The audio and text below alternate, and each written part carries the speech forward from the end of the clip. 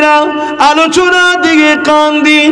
সময় যে মূল্য দিতে পারে না অবশ্যই সে বিপদগ্রস্ত হবে, কোনো শিক্ষিতা নেই। এটা মনে রাখবেন যে সময়কে গুরুত্ব দেবে, সময় তাকেও সময় মতো ঠিক জায়গায় পৌঁছে দেবে। সময়ে গুরুত্ব দিবা শিখুন।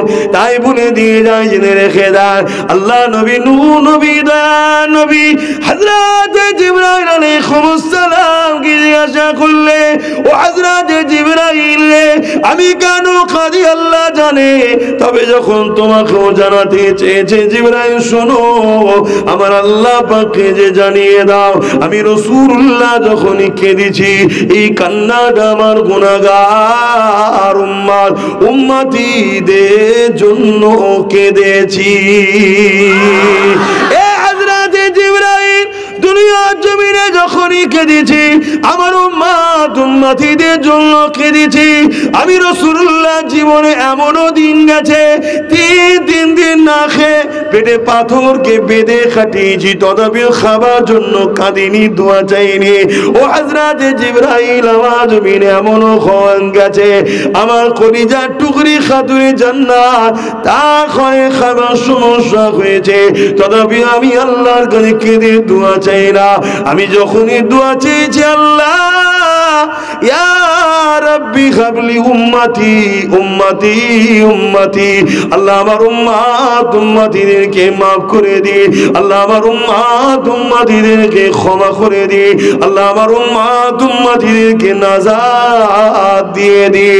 এ জিবরাইল রে আজ আমি কাবা শরীফটা তওয়াফ করতে করতে হঠাৎ করে মনে পড়ে যায় আজ জাতির কথা, সামুদ জাতির কথা। এভাবে বিগত দিনে নবী আলাইহিস সালামের উম্মতিরা তারা আল্লাহকে ভুলে গিয়ে নবীদের কথা অমান্য করে চলার জন্য, মন দিয়ে পয়েন্টটা শুনবেন, আল্লাহকে ভুলে গিয়ে অন্যান্য নবীর উম্মতেরা তাদের নবীর কথা না শোনার জন্য আল্লাহ পাক তাদেরকে আযাব গজব দিয়ে শেষ করে দিয়েছে। আজ জাতিকে শেষ করে দিয়েছে, সামুদ জাতিকে শেষ করে দিয়েছে, নবী লূত আলাইহিস সালামের কওমকে শেষ করে দিয়েছে। এ হযরত জিবরাইল আমার উম্মতের মধ্যে থেকে অনেক উম্মতিরা তারা আমি রাসূলুল্লাহ কথাকে অমান্য করবে, আল্লাহ পাকের রাস্তা থেকে অনেক দূরে সরে যাবে। আল্লাহ যেন আমার উম্মতিদের উপরে আযাব গজব দিয়ে শেষ না করে দেয়, এই জন্য আমি রাসূলুল্লাহ কাঁদতেছি। এ যুবক শুনে রেখে দাও আমার আল্লাহ আজ জাতিকে পৃথিবীর মানচিত্র থেকে মুছে দিয়েছে, সামুদ জাতিকে পৃথিবীর মানচিত্র থেকে মুছে দিয়েছে। এমন করে তারা বিরাট বড় বড় ক্ষমতাশালী ছিল। আজ থেকে কিছু কম বেশি 5000 7000 10,000 বছর আগে পাহাড়কে কেটে কেটে তারা ঘর করেছিল। এখনো তাদের সেই তৈরি করা ঘরগুলো এখনো আছে। এত বিশাল বিশাল শক্তিশালী তারা ছিল। একটা মানুষ ছিল 60 ফুট 70 ফুট করে লম্বা। মনে রাখবেন তাদেরকে আল্লাহ পুরো জাতিটাকে মিটিয়ে দিয়েছে। আমার আল্লাহ তোমাকে আমাকে কবেই মিটিয়ে দিত, কেননা আমি যা করছি ওই নবীর উম্মতরা দেখলেও লজ্জিত হতো। আল্লাহ পাক কেন মিটাইনে শুনে রেখে দাও। আমার নবী পাক যখন বলেন জিবরাইল রে আল্লাহ যেন আমার উম্মতিদেরকে শেষ না করে দেয়, ধ্বংস যেন না করে দেয়, আমি রাসূলুল্লাহ তাহলে কাদের কাছে কলেমা নিয়ে যাব। আমার আল্লাহ জানিয়ে দিলে এ আমার হাবিব কিয়ামত পর্যন্ত পৃথিবীর জমিনে যদি একটা বান্দা বান্দি দিল থেকে আমাকে আপনাকে ভালোবাসে, আমি আল্লাহ ততদিন পর্যন্ত তার জন্য দুনিয়া খেয়ে বাকি রাখবো। আরো জোরে বলুন সুবহান। আজকে দুনিয়ায় পানি হচ্ছে তাদের জন্য হয় যারা দিল থেকে আল্লাহ রসুলকে ভালোবাসে। আজও দুনিয়ায় সূর্য ওঠে চাঁদ ডোবে, চাঁদ ওঠে সূর্য ডোবে। মনে রেখে দিও তাদের জন্য হচ্ছে যারা আল্লাহ ও রসুলকে দিল থেকে ভালোবাসে। শুনছেন তো নাকি? কিন্তু বিবেক কি বলছে? যে নবী আমাকে আপনাকে এত ভালোবেসেছে, সেই নবীর জন্য তুমি আমি কি করলাম? কি করলাম? এই যুবকেরা, আল্লাহ নবী সারা জীবনটা তোমার আমার জন্য কেঁদেছে। হযরত আবু বকর সিদ্দিক রাদিয়াল্লাহু তাআলা একদিন আমার নবী পাকের দরবারে গেলেন। সাহাবা হুজুররা বসে রয়েছেন। ওই দরবারে সাহাবা হুজুররা আমার নবী পাকের ইজাজত নিয়ে কথা বলতে লাগলেন। ইয়া রাসূলুল্লাহ, হাবিবাল্লাহ, আপনি যদি ইজাজত দেন কিছু কথা বলবো। আল্লাহ নবী ইজাজত দিলে এক একটা সাহাবা হুজুর এক একটা কথা বলতে লেগেছে। কোন সাহাবা উঠে দাঁড়িয়ে বলতে লাগলেন, ইয়া রাসূলুল্লাহ, হাবিবাল্লাহ, আমাকে মনে হয় আমি সর্বসময় যেন নামাজের মধ্যে দাঁড়িয়ে থাকি, কিয়াম করব, রুকু করব, সিজদা দেব, তাসবিহ পড়ব, কিরাত পড়ব। আল্লাহ নবী বড় শুনে খুশি হতে লেগেছে, কেননা যারা বলতে লেগেছে বিগত দিন তারা তো এক আল্লাহকেই ভুলে গিয়েছিল। এ যুবকেরা, তরুণেরা, কোন সাহাবী উঠে বলতে লাগলেন, ইয়া রাসূলুল্লাহ, হাবিবাল্লাহ, আমাকে মনে হয় বছরে 5টা দিন ছাড়া এমন করে 12 বছর রোজা রেখে কাটাবো। আল্লাহ নবী বড় খুশি হতে লাগলেন। আর একজন সাহাবী উঠে বলতে লাগলেন, ইয়া রাসূলুল্লাহ, হাবিবাল্লাহ, আমাকে সর্বসময় কাবা শরীফ তওয়াফ করতে ভালো লাগে। এক এক সাহাবা হুজুর এক একটা কথা বলতে লাগলো। হযরত আবু বকর সিদ্দিক ওখানে ছিলেন, তিনি উঠে দাঁড়িয়ে বলতে লাগলেন, ইয়া রাসূলুল্লাহ, হাবিবাল্লাহ, যদি আপনি ইজাজত দেন আমি আবু বকর কিছু বলবো। কি বলবে বাবা বলুন? হযরত আবু বকর সিদ্দিক বলেছিলেন, ইয়া রাসূলুল্লাহ, হাবিবাল্লাহ, আমাকে সর্বসময় মনে হয় আপনার নূরের কদমের কাছে বসে বসে আপনার চেহারার দিকে তাকিয়ে থাকবো। আরো জোরে বলুন সুবহান। ইয়া রাসূলুল্লাহ, হাবিবাল্লাহ, আমাকে আরো ভালো লাগে হুজুর, সর্বসময় আপনার কদমের কাছে থাকবো। আল্লাহ নবী সাহাবী হযরত আবু বকর সিদ্দিক বলতে লাগলেন, ইয়া রাসূলুল্লাহ, হাবিবাল্লাহ, আমাকে আরো একটা কাজ ভালো লাগে। কি ভালো লাগে? এ আবু বকর সিদ্দিক কি বলেছিল শোনো। শুনছেন তো নাকি? পুরো পৃথিবী জুড়ে বড় ষড়যন্ত্র তোমার আমার সঙ্গে নূরে নবী সম্পর্ক ডিভাইড তৈরি করে দিবার। পুরো পৃথিবী জুড়ে এই প্ল্যানটা চলছে, এই পরিকল্পনাটা চলছে। এই প্ল্যান পরিকল্পনা কেন চলতে লেগেছে? যারা মানুষের প্রভু হতে চাইছে তারা বারবার রিসার্চ করে দেখেছে, যাদের দিলেতে নবীর প্রেম ও আদব আছে, অর্থাৎ ঈমান আছে, তাদেরকে কখনো মিটানো সম্ভব হয়নি। আর তারা এমন একটা সমাজ, এমন একটা জাতি, সংখ্যা যদি অল্প হয়, তাদের মোকাবেলায় পৃথিবীর বড় বড় জালিমের সাম্রাজ্য মিটে গেছে। তাই কিসের জোরে এই ক্ষমতা তারা ধরে? রিসার্চ করে দেখছে তারা, এই ক্ষমতার নাম হলো নবীর প্রেম ও আদব, অর্থাৎ ঈমান, যেটা আজ আমাদের কাছে বড় দুর্বল। আর এই দুর্বলটা করানো হয়েছে। এই দুর্বলটা এমনি এমনি হয়নি, করানো হয়েছে। কেন করানো হয়েছে? যাতে করে যারা মানুষের খোদা হতে চাইছে, মানুষের প্রভু হতে চাইছে, তারা যখন অন্যায় করবে আমরা যাতে তাদেরই গোলাম হয়ে থাকি, প্রতিরোধ না করতে পারি। বুঝতে পারছি তো নাকি? এই ভূমিকাটা বুঝতে পেরেছেন তো? মুসলমান ঘরের ছেলে মেয়েরা, তরুণেরা, তাই যতক্ষণ আলোচনা করব আমি আমার রাসূলকে নিয়ে আলোচনা করব। কেননা আমাদের সঙ্গে নবীর মহব্বত, ভালোবাসা, আদবের সম্পর্ক করা দরকার। নামাজ নিজস্ব পার্সোনাল ইবাদত, রোজা নিজস্ব পার্সোনাল ইবাদত, হজ নিজস্ব পার্সোনাল ইবাদত, দাড়ি টুপি নিজস্ব পার্সোনাল সুন্নাহ। কিন্তু মনে রাখবেন, এই সব কিছুর আগে হলো নবীর প্রেম ও আদব। এটাকে বলা হয় ঈমান।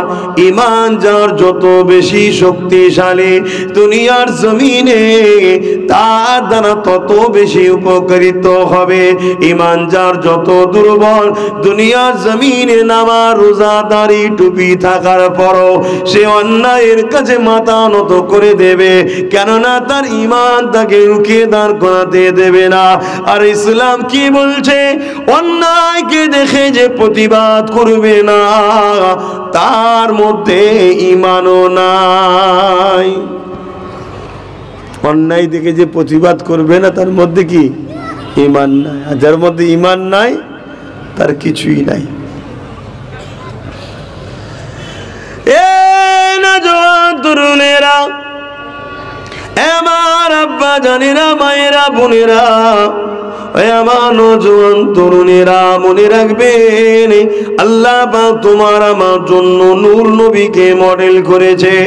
দুনিয়ার জমিনে তুমি আমি যাই করি না কেন আমার নূর নবীকে ফলো করতে হবে তোমাকে আমাকে, তবেই তুমি আমি দুনিয়ায় কামিয়াবি হব, আখিরাতেও কামিয়াবি হব। তবে এখানে একটা কথা বলে দিয়ে যায়, আর দুনিয়া সিদরুল মুমিনিন ওয়া জান্নাতুল কাফিরিন। মুমিনদের জন্য দুনিয়াটা জেলখানা, আর অবিশ্বাসীদের জন্য দুনিয়াটা জান্নাত। যদি আপনি 60-70 বছর 80 বছরের জান্নাত নিতে চান তাহলে পরকাল আপনার জন্য জাহান্নাম হয়ে যাবে। আর দুনিয়া যদি আপনি শান্তি না চান তাহলে তুমি মুমিন হও, মুমিনের জন্য জেলখানা। এখানে কষ্ট হবে, এখানে মুসিবত হবে, এখানে তোমার উপরে টার্গেট হবে, জুলুম করা হবে। তুমি যেদিকে যাও না কেন তোমার জন্য বাধার দেয়াল দেওয়া হবে। মনে রাখবেন এটা কত বছর? 60-70 বছরের কষ্ট, কিন্তু একদিন তুমি দুনিয়া থেকে চলে যাবে। আল্লাহ কবর থেকে শুরু করে আখিরাতের প্রতিটা মঞ্জিল পার করে আল্লাহ পাক তোমাকে চিরশান্তির জান্নাত দিয়ে দেবে। যদি তুমি বিশ্বাসী হও তাহলে তোমাকে এটা মানতে হবে। অর্থাৎ দুটো রাস্তা, একটা রহমানের অর্থাৎ আল্লাহর, আর একটা ইবলিস শয়তানের। শুনছেন তো? দুটো রাস্তা। শয়তানের রাস্তায় যখন মানুষ চলা শুরু করে প্রথম প্রথম খুব আনন্দ পায়। ফুলের রাস্তা, শুরুতেই কিসের রাস্তা? ফুলের রাস্তা, আনন্দের রাস্তা, মস্তির রাস্তা। কিন্তু কিছুটা যাওয়ার পরে এমন অন্ধকার ঘিরে ধরে, ওই অন্ধকার থেকে ও আর কোনো দিন নাজাত রেহাই পায় না। খেয়াল করে দেখো না, চারিদিকে খেয়াল করে দেখো, বড় বড় পাওয়ারকে খেয়াল করে দেখো, বড় বড় তাকতকে খেয়াল করে দেখো, বড় বড় দুনিয়ায় যারা সেলিব্রিটি বলা হয় খেয়াল করে দেখো, বড় বড় খেলোয়াড়দের খেয়াল করে দেখো, যারাই শয়তানের রাস্তায় চলেছে কিছুদিন একটু আনন্দ, শান শওকাত, গাড়ি বাড়ি, টাকা পয়সা, ফুর্তি, আনন্দ, আগে পিছু সব কিছু হই হাই সব হয়েছে, কিন্তু অন্ধকার যখন তাকে ঘিরে ধরেছে আর আলো পাইনে, ওইভাবে দুনিয়া থেকে গেছে পরকাল অন্ধকার। আর রহমানের রাস্তায় যারা চলে তাদের শুরুটা বহুত কষ্ট হয়, কাঁটার উপর দিয়ে হাঁটতে হয়। একটা টাইম আছে যে টাইমে আল্লাহ তাকে পরীক্ষা নিয়েটা ছেড়ে দেয়, সেখান থেকে সে শান্তি শুরু হলো, কবরও শান্তি, আখিরাতেও চির শান্তির জান্নাত পাই। জোরে বলুন সুবহানাল্লাহ। বাপেরা, নওজোয়ান তরুণেরা, আল্লাহ পাক প্রতিটা নবী আলাইহিস সালাম দিওকে পরীক্ষা নিয়েছে। তোমাকে আমাকে নেবে না এটা কেমন করে হতে পারে? তবে হ্যাঁ, নবী আলাইহিস সালাম দিওকে যে পরীক্ষাটা নিয়েছে ওই পরীক্ষা তোমাকে আমাকে আল্লাহ নেয়নি, কেননা ওই পরীক্ষা নিলে তুমি আমি ধৈর্য ধরতে পারবো না।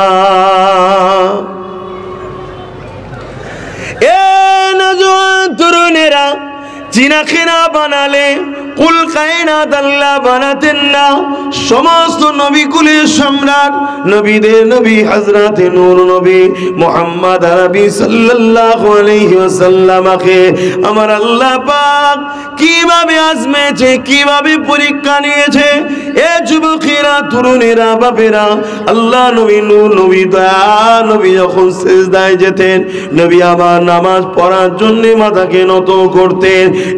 এক আল্লাহ, লা ইলাহা ইল্লাল্লাহ, নেই কোনো ইলাহা এক আল্লাহ ছাড়া, अल्लाह के सिवा दूसरा कोई माबूद नहीं, हम सब के एक ही खुदा है अल्लाह, कुल कायनात का एक ही बनाने वाला मालिक अल्लाह, लिल्लाहि मा फिस समावाति व मा फिल अर्द, जमीन आसमान में जो कुछ है सब कुछ का बनाने वाला मालिक एक है अल्लाह।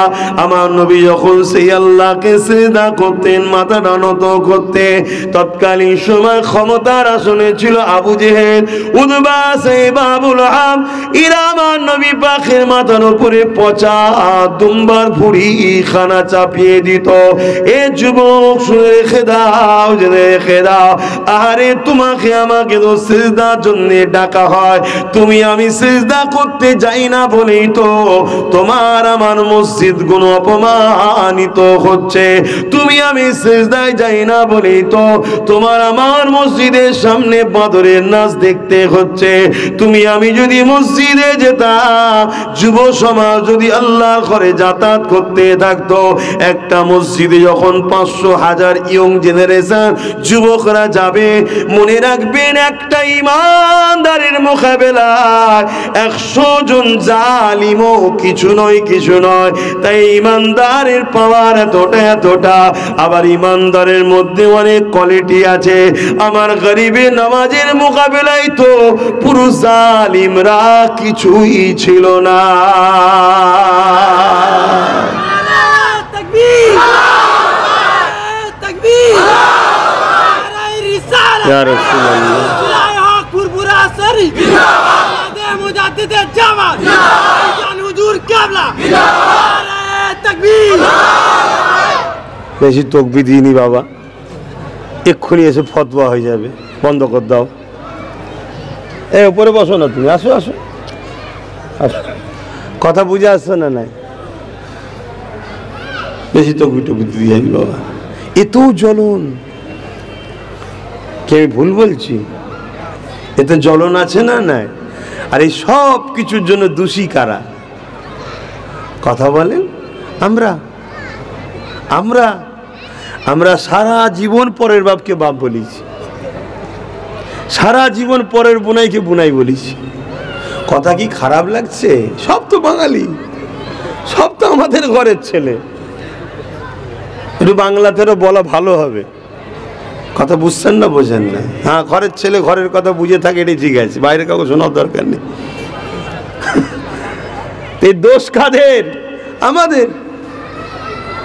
আমরা সারা জীবন পরের বাপকে বাপ বলেছি, পরের বুনাইকে বুনাই বলেছি, পরের ভাইকে ভাই বলেছি। আজকে আমাদের এই দুর্দশা। আল্লাহ একবার বলতে গেলে বলছে কি দরকার সব বলার? হ্যাঁ, তাহলে বন্ধ করে দাও নাকি? না, আরো বেশি করে বলবি। কেন? আল্লাহ একবার আওয়াজে শয়তান পালায়। জোরে বলুন সুবহানাল্লাহ। একটু মহব্বতে হোক একবার নারে তাকবীর, আরো জোরে নারে দিবে। হ্যাঁ, এতে বালা মুসিবত কেটে যায়। আগেকার সময় মুরব্বীরা বালা এলে গ্রামে মোড়ে মোড়ে আজান দিত, দেখেন না? কি গো, আপনার বাপ দাদুরা দিত? তখন তো ছোট ছিলেন, খোঁজ নেবেন। গ্রামে যখন বালা মুসিবত এসতো, কলেরা থেকে, টাইফয়েড থেকে, বিভিন্ন সময় বিভিন্ন রোগ এসতো, মানুষ মরে যাচ্ছে, করে মরে যাচ্ছে। এই জানাজা দিয়ে এলো, আবার শুনছে 2-4টে মরে গেছে, আবার জানাজা চলছে বলছে আবার 2-4টে মরে গেছে। এরকম হতো আগেকার সময়। এই কিছুদিন আগে যেমন একটা এসেছিল না, সে নিয়ে আবার কত রকম হুড়োহুড়ি। তো যাই হোক, তো এইরকম ধরে যখন মুসিবত আসে, তখনই মুরব্বীরা এই আজান দিত। কেন? আল্লাহর নামের তাসির, আল্লাহর নামের পাওয়ার এত, শয়তান, বদমাইশ, দুষ্টু জেন, বালা ভাইরাস সব কেটে যায়। জোরে বলুন সুবহানাল্লাহ। আরো জোরে বলবেন না তবে তাকবীরটা নিজের এলাকায় দেবেন, অন্য জায়গায় দেবেন না। কেন আপনার এলাকায় তাকবীর দিলে দুষ্টু জিন, বদমাই, শয়তান, খান্নাস যা আছে সব পালিয়ে যাবে, যে অন্য জায়গায় যে থাকবে। কথা বুঝছেন তো নাকি? আর অন্য জায়গায় যদি যে তাকবীর মারেন ও তো আবার সেখান থেকে ছুটবে, তখন তো একটা থাকার জায়গা দিতে হবে নাকি, আবার ঘুরে আপনার ঘরে আসবে। ওই জন্য নিজের এলাকায় দেবেন, অন্য জায়গায় দেবেন না। আমি হাসির ছলে বলছি, কিন্তু গল্প বলছি না, বাস্তবটা বলছি। মুসলমানের ছেলে মেয়েরা, তরুণেরা, বাপেরা, এ না জওয়ানেরা, এ নিয়ে কোনো চিন্তা করার কিছুই নাই। যুগে যুগে অনেক বড় বড় জালিমরা এসেছিল, যুগে যুগে অনেক অত্যাচার জুলুম হয়েছিল। আজ আপনারা এখানে বসে বসে আল্লাহর কথা শুনছে, আমি আল্লাহর কথা বলছি, আপনারা বসে বসে নবীর কথা শুনছে, আমি নবীর কথা আলোচনা করতে লেগেছে। মনে রাখবেন, এত সহজে কোরআন, দ্বীন ইসলাম আপনারা পাননি গো। অনেক বাধা যন্ত্রণা হয়েছে, আজ যন্ত্রণা সিকি মাত্র সবে শুরু হয়েছে। এই শুরু হওয়ার জন্য আমরাই গাফলতে। কেন? আমাদের পূর্বপুরুষরা অনেক কষ্ট করে ইনসাফকে আমাদের কাছে রেখেছিল, অনেক কষ্ট করে ইনসানিয়াতকে আমাদের কাছে দিয়েছিল, অনেক কষ্ট করে সত্য ধর্ম ইসলামকে দিয়েছিল, কিন্তু আমরা তার গুরুত্বকে বুঝলাম না। আমরা সর্বসময় তাদের সঙ্গে উঠা বসা করলাম, যাদের ভিতরে ভেতরে রক্তে রক্তে ইসলামকে ক্ষতি করার ষড়যন্ত্র রয়েছে। রাত 12টা 1টা 2টো তাদের খেলা থেকে বোম ফাটাতে লাগলা, তাদের খেলা থেকে আনন্দ করতে লাগলা। যারা কিনা কোটি কোটি টাকা ডোনেট করে ইসলামকে মিটাবার জন্য, যেসব সংগঠনগুলো রয়েছে তাদের ঘরে, আমরা তাদের জন্য ময়া কাঁদা কাঁদতে লাগলা। যারা ক্ষমতার আসনে বসে সর্বসময় ধরে ইসলামের মসজিদ, মাদ্রাসা, কোরআনের বিরুদ্ধে ষড়যন্ত্র করতে লেগেছে। তাই মনে রাখবেন, আল্লাহর দিন ছিল, আছে, কিয়ামত পর্যন্ত থাকবে। পৃথিবীতে কোনো মা এমন সন্তানকে পয়দা দেয়নি, দিতে পারবে না যে সন্তানের দ্বারা আল্লাহর দিনকে মিটানো যাবে বা মিটতে পারবে। তবে হ্যাঁ, মনে রাখবেন, ইসলামের বিরুদ্ধে গিয়ে ইসলামের দুশমনদের ঘরে যে বাহবা দিয়েছেন আমার আল্লাহ, তাদের হাতে তোমাকে আমাকে মিটিয়ে দেবে। শুনছো তো নাকি? তোমাকে আমাকে মিটাবে আল্লাহ। কেন? তোমার আমার দ্বারা যারা শক্তিশালী হয়েছে, খেয়ে দিয়ে মোটা হয়েছে, বুঝতে পারছেন তো নাকি? আল্লাহর প্রতিশোধ নেবে যে তোরা আমার ইসলামের দুশ্মনকে বাহাবা দিয়েছিলি, দাঁড়া, ওর হাতেই তোকে মিটাবো। ইসলাম মিটবে না, তুমি এটা মনে রেখে দিও। আমার দেশেরই বাবরি মসজিদে প্রথম যে আঘাত দিয়েছিল জানেন না? তাকে আল্লাহ ইমানের কলেমা পড়ালো, 100টা মসজিদ করলো সে আবার। জোরে বলুন সুবহানাল্লাহ। তাহলে বুঝতে পারছেন, বুঝতে পারছেন তো নাকি? আল্লাহকে আমেরিকার বুশ বলেছিল আমেরিকায় মুসলমান রাখবো না, ইসলাম রাখবো না, আর বুশের কন্যাকেই আল্লাহ ইসলাম কবুল করিয়ে মুসলমান বানিয়ে কোরআনের হাফেজাও করেছে। জোরে বলুন সুবহানাল্লাহ। আল্লাহ কত ক্ষমতাশালী, বুঝতে পারছেন? তা আজ যারা তোমাদের সহযোগিতায় ফুলে ফুপে মোটা হয়েছে, তোমাদেরই সহযোগিতায় যারা ক্ষমতার আসনে বসেছে, তোমাদেরই সহযোগিতায় যারা সেলিব্রিটি হয়েছে, তোমাদের সহযোগিতায় যারা কোটি কোটি টাকা ইনকাম করে ইসলামের দুশ্মনদের ঘরে সহযোগিতা ওইসব ফান্ডে দিচ্ছে, এসব তোমার আমার সহযোগিতা ছাড়া বাপ কেউ উঠতে পারেনি। তাদের হাতে আল্লাহ তোমাকে আমাকে মিটাবে, ইসলামকে না। ইসলাম ছিল, আছে, থাকবে, এটা তুমি মাথায় রেখে দাও। যুবকেরা, এটা আজকে নতুন নয়। ইসলাম বলতে আমরা মনে করি দাড়ি টুপি, মসজিদ, মাদ্রাসা, না, শুধু এতটুকু নয়।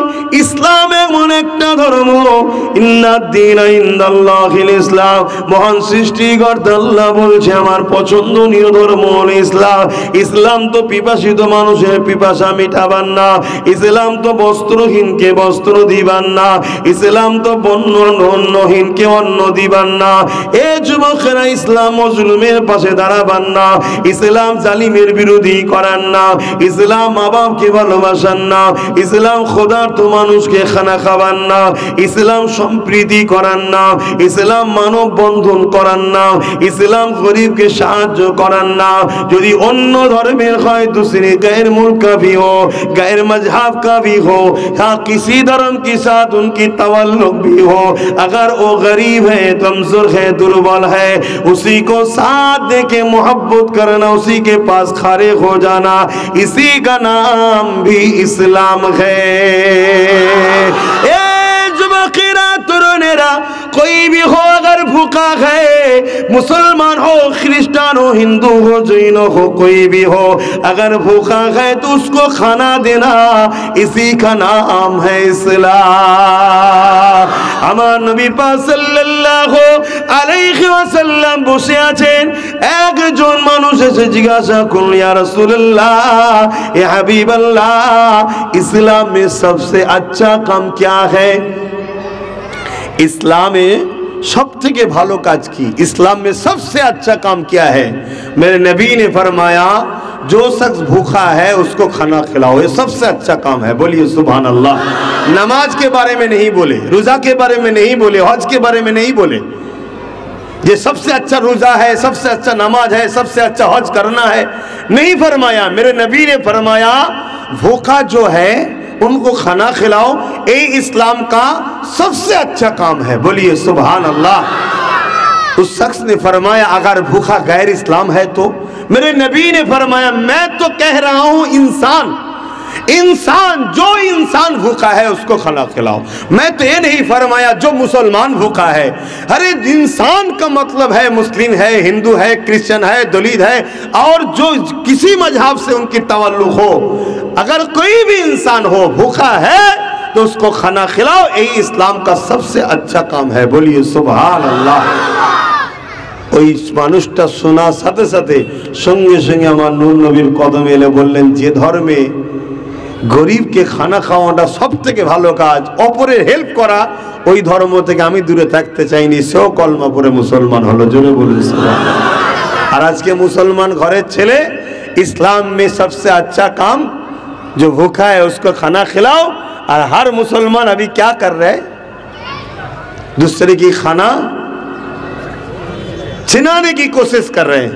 अगर खुद के लिए नहीं किए हैं तो अपने लीडर के लिए कर रहे हैं ना, করছো না করে নে। গরিবকে কিনে লাও, গরিব থেকে লুটে লাও, গরিবকে আরো গরিব করো, এসব কাজে আমরা লেগেছি না লেগিনি? তাহলে এর জন্য আল্লাহ আমাদের মিটাচ্ছে, এর জন্য আল্লাহ আমাদের মিটাচ্ছে। একটা ওসিলা, একটা বাহানা, কারো বাহানা দিয়ে কারো ওসিলা দিয়ে করছে। খোদার বিনা হুকুম ছাড়া গাছের পাতা লড়তে পারে? তাহলে আমাদের যেই লাট সাহেবই হোক না কেন, খোদার বিনা হুকুম ছাড়া কি করে আমাদের পিছনে লাগতে পারে? কথা মাথায় ঢুকছে না? ঢোকে না? আমাদের কর্মের ভোগ আমরা করছি, আমাদের কর্মের ফল আমরা পাচ্ছি, তাহলে এ থেকে রেহাই কি হবে? হ্যাঁ রেহাই আছে তো, বললাম তো। আসুন তওবা করুন, ফিরে আসুন, নূর নবীকে অনুসরণ করুন, আল্লাহ নবীকে প্যার করুন। নবী যে আখলাক চরিত্র দেখিয়েছে ওই আখলাক চরিত্রে জীবন করুন, আল্লাহ আবার সাহায্য করবে। জোরে বলুন সুবহানাল্লাহ। আমার আল্লাহ পাক তিনি যিনি ফিরাউনের মতো রাজাকে নীল নদে ছুঁচো ডুবানোর মতো ডুবিয়ে ডুবিয়ে মেরেছে, সেই আল্লাহ আছে না নাই? বলবেন তো? ए जुबाकेरा दुनिया में ऐसा कोई हुकूमत है जो मेरे रब ताला से पावर ज्यादा है? अच्छा नाकि আমার আল্লাহর থেকে পাওয়ার কোন হুকুমতের আছে নাকি? এ যুবকেরা, তরুণেরা, আমার আল্লাহ তো তিনি যে কিনা এমন করে নমরুদকে খোড়া মশা দ্বারা মেরেছে, সেই আল্লাহ আছে না নাই? তাহলে আমাদেরকে যদি সাহায্য করে, যে যতই লাপাক, আল্লাহ সাইজ করতে সময় লাগবে, কিন্তু আমাদেরকে তো ইব্রাহিম খলিল বা তার অনুসারীদের মতো হতে হবে, তো মুসা কালিম বা তার অনুসারীদের মতো তো হতে হবে। কিন্তু আমরাই যদি আল্লাহর বিরুদ্ধে, আমরাই যদি দ্বীনের বিরুদ্ধে হই, তাহলে আল্লাহ সাহায্য করবে কেন? আল্লাহ নবী জানালেন মুমিনদের উপরে আল্লাহ সাহায্য হয়।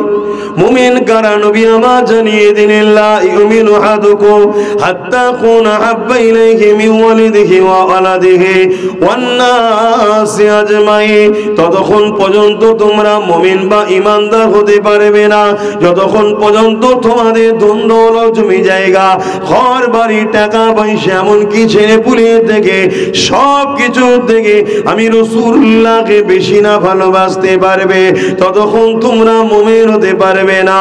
এ যুবকেরা, তরুণীরা, বাপেরা, যে যাকে ভালোবাসে তার অনুসরণ করে চলে। আমরা রাসূলুল্লাহকে যদি ভালোবাসি তাহলে আমাদের উঠা বসা চাল চলন কথাবার্তা লেবাসে আখলাকে রাসূলুল্লাহর অনুসরণ করতে হবে। এ নওজওয়ানেরা, আল্লাহ নবীকে ফলো করেন। আমার আল্লাহ পাক যুগে যুগে নবীদের পরীক্ষা নিয়েছে। হ্যাঁ, আমাদেরকেও আল্লাহ পরীক্ষা নেবে, তবে এই পরীক্ষায় মজবুত হবে দাঁড়িয়ে থাকতে হবে। মনে রাখবেন, আমার নবী পাক যখন সিজদায় যেত, আবু জেহেল উতবা সাহেব আমার নবী পাকের মাথাতে পচা দুম্বার ভুঁড়িকে চাপিয়ে দিত। ওই পচা ভুঁড়ি দুম্বার দুর্গন্ধ বেরোতে থাকতো। আল্লাহ নবীর মাথা তুলতে বড় কষ্ট হতো, নবী পাকে নিঃশ্বাস নিতে বড় কষ্ট হতো। আল্লাহ নবী কেমন করে বেশ সুন্দর সিজদায় পড়ে থাকতো। হযরতে খাতুনে জান্নাত ফাতেমা জাহরা রাদিয়াল্লাহু তাআলা আনহা তখন ছোট ছেলে, তিনি আগে এসে আব্বার মাথা থেকে ওই পচা দুম্বার ভুঁড়িগুলোকে সরিয়ে সরিয়ে নামিয়ে দিত। তারপরে নবী আমার মাথা তুলতেন।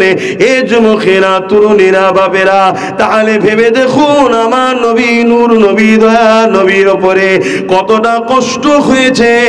তারপরে ইসলাম তুমি আমি পেয়েছি, কতটা কষ্ট হয়েছে। আজকে সেই ইসলাম আমাদের মধ্যে কই?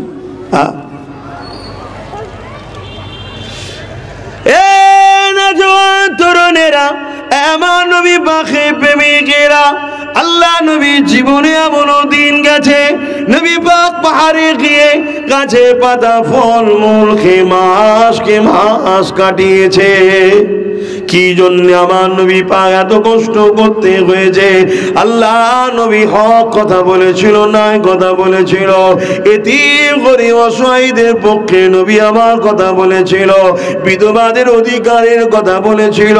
এ যুবকেরা, তরুণেরা, এই পৃথিবীর জমিনে অন্যায়কে মিটিয়ে দিয়ে এই পৃথিবীর জমিনে সাম্য শান্তি প্রতিষ্ঠিত করতে চেয়েছিল। এই জন্য নবী পাকের উপরে এত জুলুম অত্যাচার হয়েছে। আর সেই নবীর উম্মত হয়ে যদি আমরা জালিমদের সঙ্গে আজ উঠা বসা করি, আল্লাহ তো আমাদের উপরে নারাজ হয়ে যাবে, আমাদের রুচিটা ছোট হয়ে যাবে, আমাদের সংসারে অশান্তি হবে, কোটি কোটি থাকলেও বা শান্তি পাবেন না। তাই বলবো, পরিবর্তন হন, আমার নবী পাককে পেয়ার করুন। আহা, নবী পাক কত কষ্ট করেছে, সারা জীবনটা তোমার আমার জন্য কেঁদেছে। আজও রওজা মুবারকে তোমার আমার জন্য কাঁদতেছে।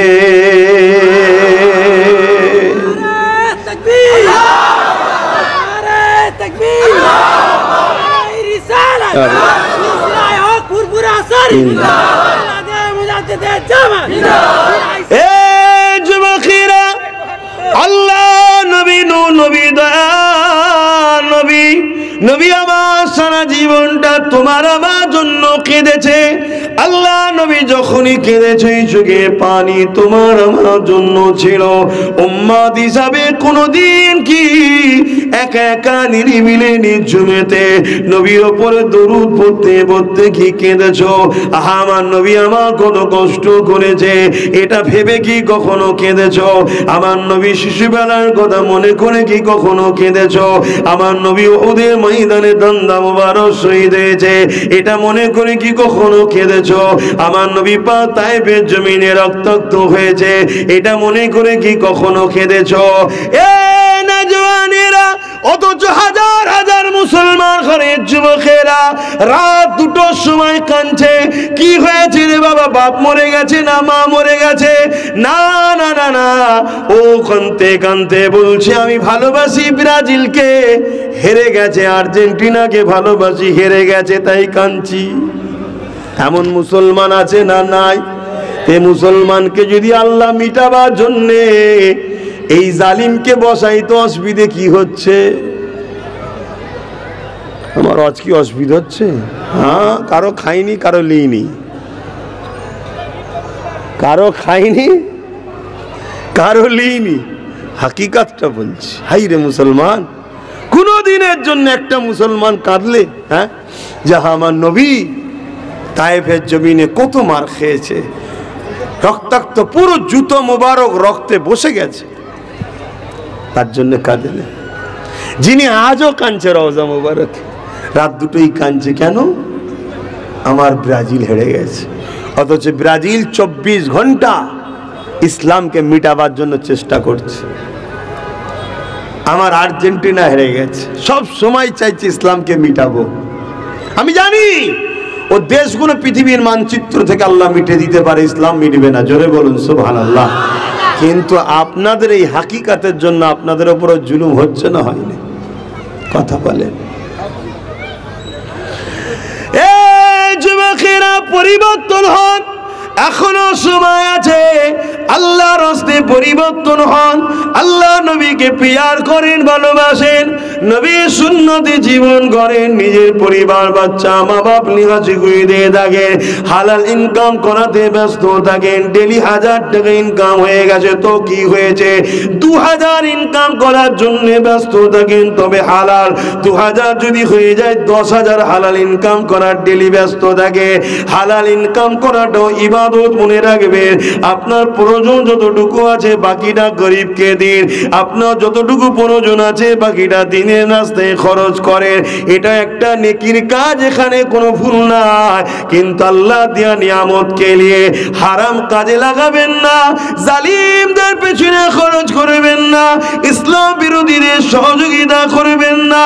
এ যুবকেরা, কেউ যদি তোমার রুজি রাস্তা বন্ধ করে দেবে মনে করো, মনে রাখবে রিজিকের মালিক হলো আমার আল্লাহ। কেউ যদি একটা দরজা বন্ধ করার চেষ্টা করে, আমার আল্লাহ 1000টা দরজা খুলে দিতে পারে। আরো জোরে বলুন সুবহান। আমাকেই দেখো না, আমার 500-র উপরে জলসা প্রশাসন থেকে বন্ধ করে দিয়েছে। কত জলসা? 500-র উপরে। আমি কি বসে আছি? আগে তো শুধু বাংলাই করতাম, এখন বাংলা ছেড়ে দিয়ে বাইরে বাইরে সব জায়গাতেই যাচ্ছে আল্লাহ করে। তাতে কেউ যদি মনে করে একটা দরজা বন্ধ করব, 1000টা দরজা খুলে দিয়ে যিনি আমায় ঘোরাচ্ছেন তিনি কে? জোরে চিৎকার দিয়ে বলুন কে? তো সেই আল্লাহ আপনার নয়? তিনি আপনারটা খুলতে পারে না? আমি ভাই অজ করে যাবো, আপনি শুনবেন কি শুনবেন না আপনার ব্যাপার। 10টা বাজবে নেমে যাবো। কথা বুঝছেন না? বোঝেন না? হ্যাঁ,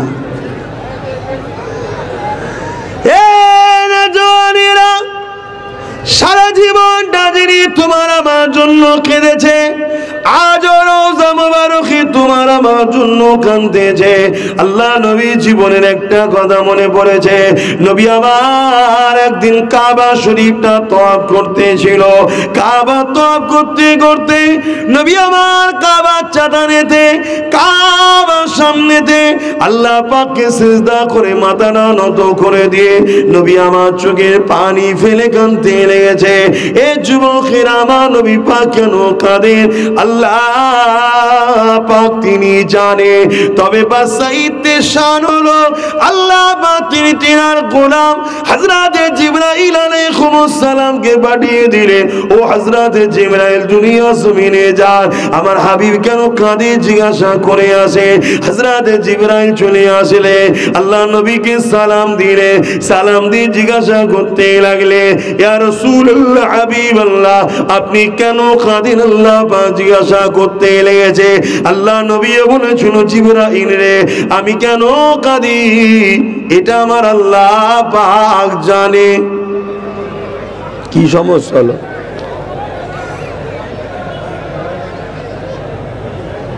সাইড আছো এই ছেলে, এই সাইড আছো, সাইড আছো।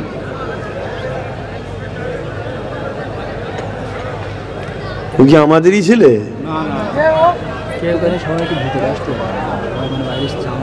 আর আমাদেরও ছেলেদের দোষ আছে, তোর সেজে গুজে আসতে পারিস নি জলসায়, বুঝাও তো যাবে না যে কে কার মধ্যে ঢুকে বসে আছে। একটু সেজে গুজে এলে তো বোঝা যায় এগুলো কোন খ্যাতের, কিন্তু বুঝাও যাচ্ছে না। কি দুনিয়া এসে গেল আল্লাহ। আর এই সময় আল্লাহ আমাকে পেটিয়েছে, কত জ্বালা জ্বলবো। হ্যাঁ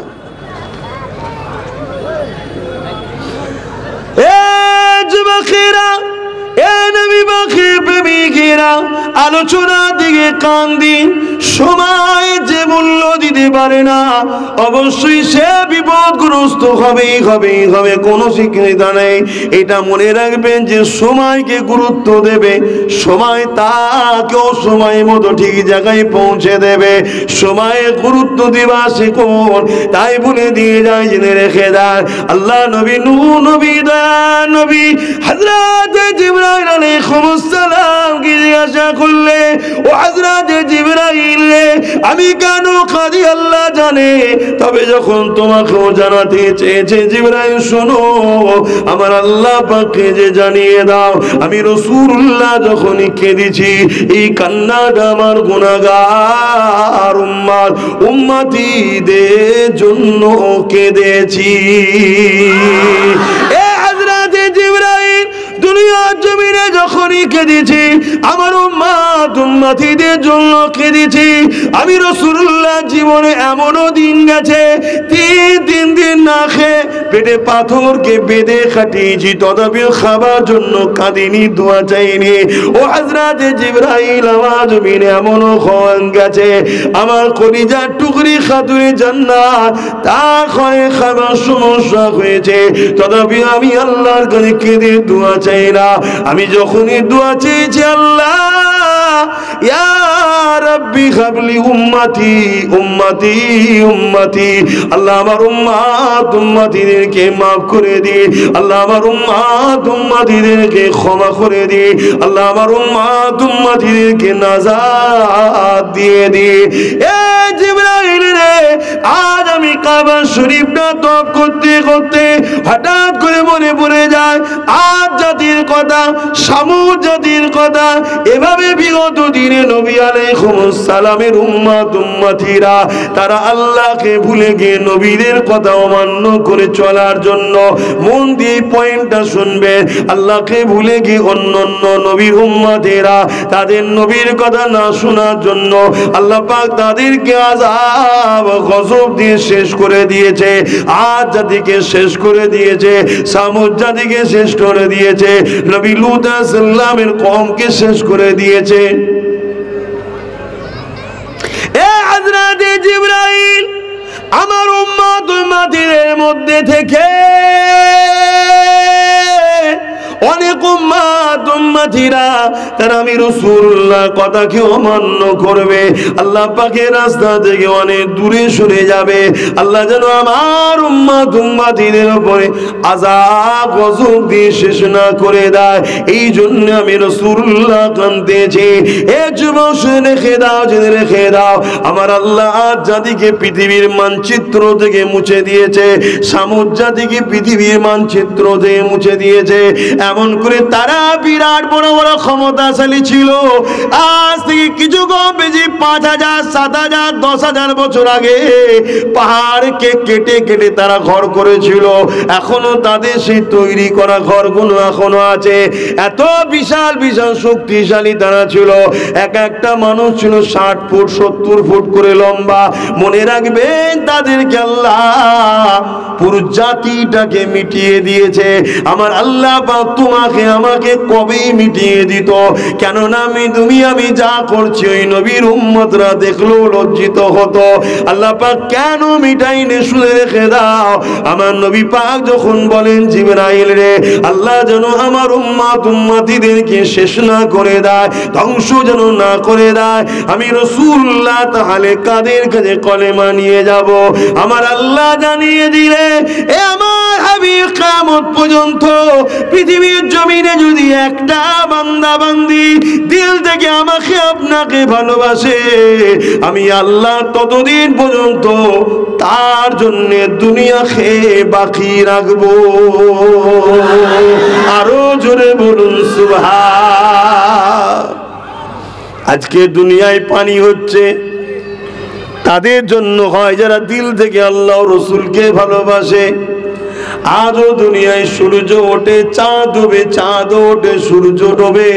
মনে রেখে দিও তাদের জন্য হচ্ছে যারা আল্লাহ ও রসুলকে দিল থেকে ভালোবাসে। শুনছেন তো নাকি? কিন্তু বিবেক কি বলছে?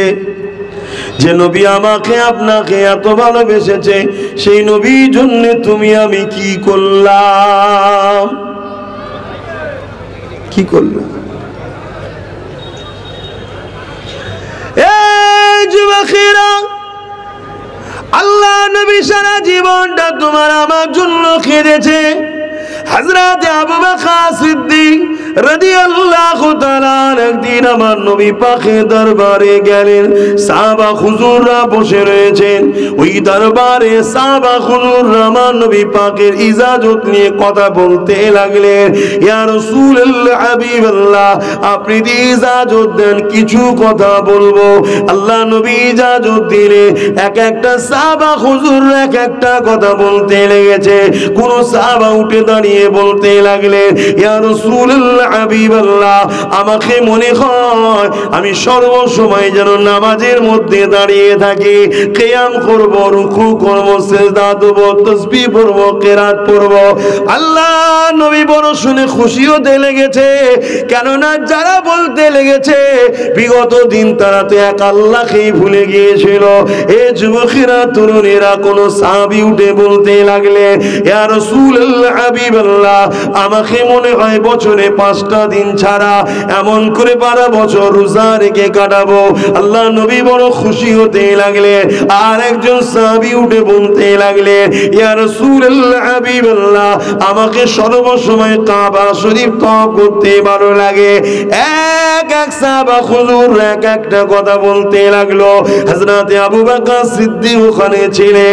তিনি উঠে দাঁড়িয়ে বলতে লাগলেন, ইয়া রাসূলুল্লাহ, হাবিবাল্লাহ, যদি আপনি ইজাজত দেন আমি আবু বকর কিছু বলবো। কি বলবে বাবা বলুন? হযরত আবু বকর সিদ্দিক বলেছিলেন, ইয়া রাসূলুল্লাহ, হাবিবাল্লাহ, আমাকে সর্বসময় মনে হয় আপনার নূরের কদমের কাছে বসে বসে আপনার চেহারার দিকে তাকিয়ে থাকবো। আরো জোরে বলুন সুবহান। ইয়া রাসূলুল্লাহ, হাবিবাল্লাহ, আমাকে আরো ভালো লাগে হুজুর, সর্বসময় আপনার কদমের কাছে থাকবো।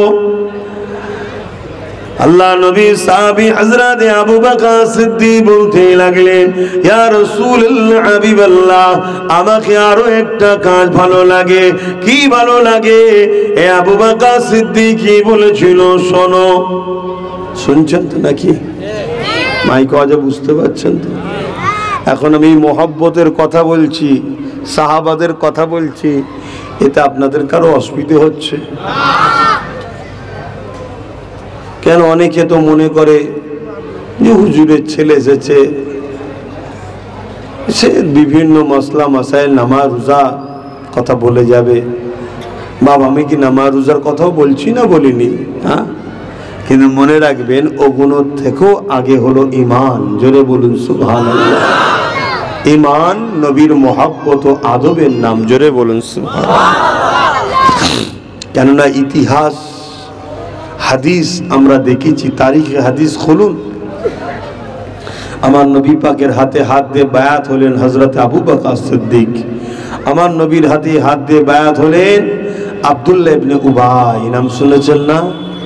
কি গো, শুনেছেন না? শুনলেন? দুজনেই রাসূলের হাতে বায়াত হলেন। হযরত আবু বকর সিদ্দিক নবী পাকের পিছনে ইক্তেদা করে নামাজ পড়ছেন, আব্দুল্লাহ ইবনে উবাইও নবীর পিছনে ইক্তেদা করে নামাজ পড়ছেন। হযরত আবু বকর সিদ্দিক রাসূল পাক সাল্লাল্লাহু আলাইহি সাল্লামের সাথে জিহাদের ময়দানে গেছেন। এখন তো জিহাদ কথা ভারতে বলতেই ভয় করছে। ভারতবর্ষে অনেক আছে জিহাদ কথা বলতে ভয় করছে। কেন? কিসের সমস্যা? যদি কেউ মূর্খ থাকে তাকে শিখিয়ে দাও না, জিহাদ মানে চেষ্টা করা। জিহাদ মানে কি? চেষ্টা করা। কি চেষ্টা করা? সমস্ত অন্যায় থেকে নিজেকে বাঁচাবার চেষ্টা করা। এটা হলো জিহাদে আকবার, সব থেকে বড় জিহাদ। জোরে বলুন সুবহানাল্লাহ। বলো, বুঝাও। যদি কোনো মূর্খ না জেনে থাকে তাকে তো জানানো দরকার। তো ভাইয়েরা আমার, হযরত আবু বকর সিদ্দিক আমার নবীর সঙ্গে জিহাদে গেছে, আব্দুল্লাহ ইবনে উবাইও গেছে। হযরত আবু বকর সিদ্দিক আমার নবীর সঙ্গে হজ করেছে, আব্দুল্লাহ ইবনে উবাইও হজ করেছে। শুনছেন তো নাকি? হযরত আবু বকর সিদ্দিকের দাড়ি ছিল, টুপি ছিল, পাগড়ি ছিল। আব্দুল্লাহ ইবনে উবাইয়েরও টুপি ছিল, দাড়ি ছিল, পাগড়ি ছিল। এই যুবকেরা আব্দুল্লাহ ইবনে উবাইও দান করেছে, আবু বকর সিদ্দিকও দান করেছে। আব্দুল্লাহ ইবনে উবাইও রোজা রেখেছে, আবু বকরও রোজা রেখেছে। আব্দুল্লাহ ইবনে উবাইও রাসূলের হাত দিয়ে কলেমা পড়েছে, আবু বকর রাসূলুল্লাহর হাত ধরে কলেমা পড়েছে। কিন্তু মজার বিষয়টা মন দিয়ে শুনেন, আবু বকর দুনিয়া থেকে জান্নাতের সার্টিফিকেট পাচ্ছে, আর আব্দুল্লাহ ইবনে উবাই দুনিয়া থেকে জাহান্নামের খবর পাচ্ছে। কারণ কি? কিছু বুঝতে পারছেন আমার অস্ত নাকি? না সব কাজের দিকে মন পড়ে আছে?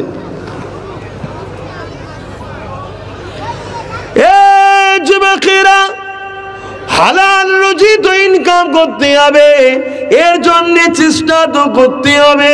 তবে মনে রাখবে, যতটা ছেড়া যতটা ছেড়ে যা না পাচ্ছ, ওর থেকে হালকা চেষ্টা করো। বাকি সময়টা তুমি দরুদের উপরে থাকো, নামাজের উপরে থাকো, কোরআন তিলাওয়াতের উপরে থাকো। মনে রাখবে, আমার আল্লাহ তোমাকে গায়েবী খাজানার মালিক বানিয়ে দেবে। চেষ্টা তো করতে হবে। কিন্তু যেভাবে আমরা আছড়াতে লেগেছি, যদি জানতাম আছড়ে কেউ টাটা হয়ে গেছে, কেউ রিলায়েন্স হয়ে গেছে, তাও নাই জানতাম যে হ্যাক করেছে বেটা। সেই তো ওই অবস্থা। কি ভুল বলছি নাকি?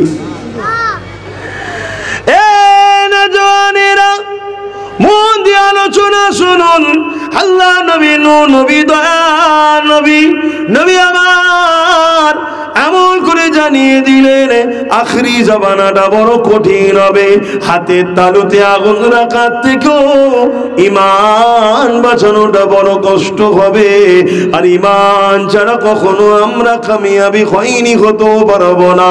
যুগে যুগে যতবার কামিয়াবি হয়েছে, ঈমানের জোরে কামিয়াবি হয়েছে, সেটা বদরে হতে পারে, সেটা খাইবারে হতে পারে, সেটা খন্দকে হতে পারে, সেটা সালাউদ্দিন আইবির সাথে হতে পারে, সেটা চীনের বুকে হতে পারে, বা আমার মাতৃভূমি এই মহান ভারতবর্ষে এমন করে মুজাদ্দিদ আল-পেসানি হতে পারে, বা আমার গরিবে নওয়াজ হতে পারে।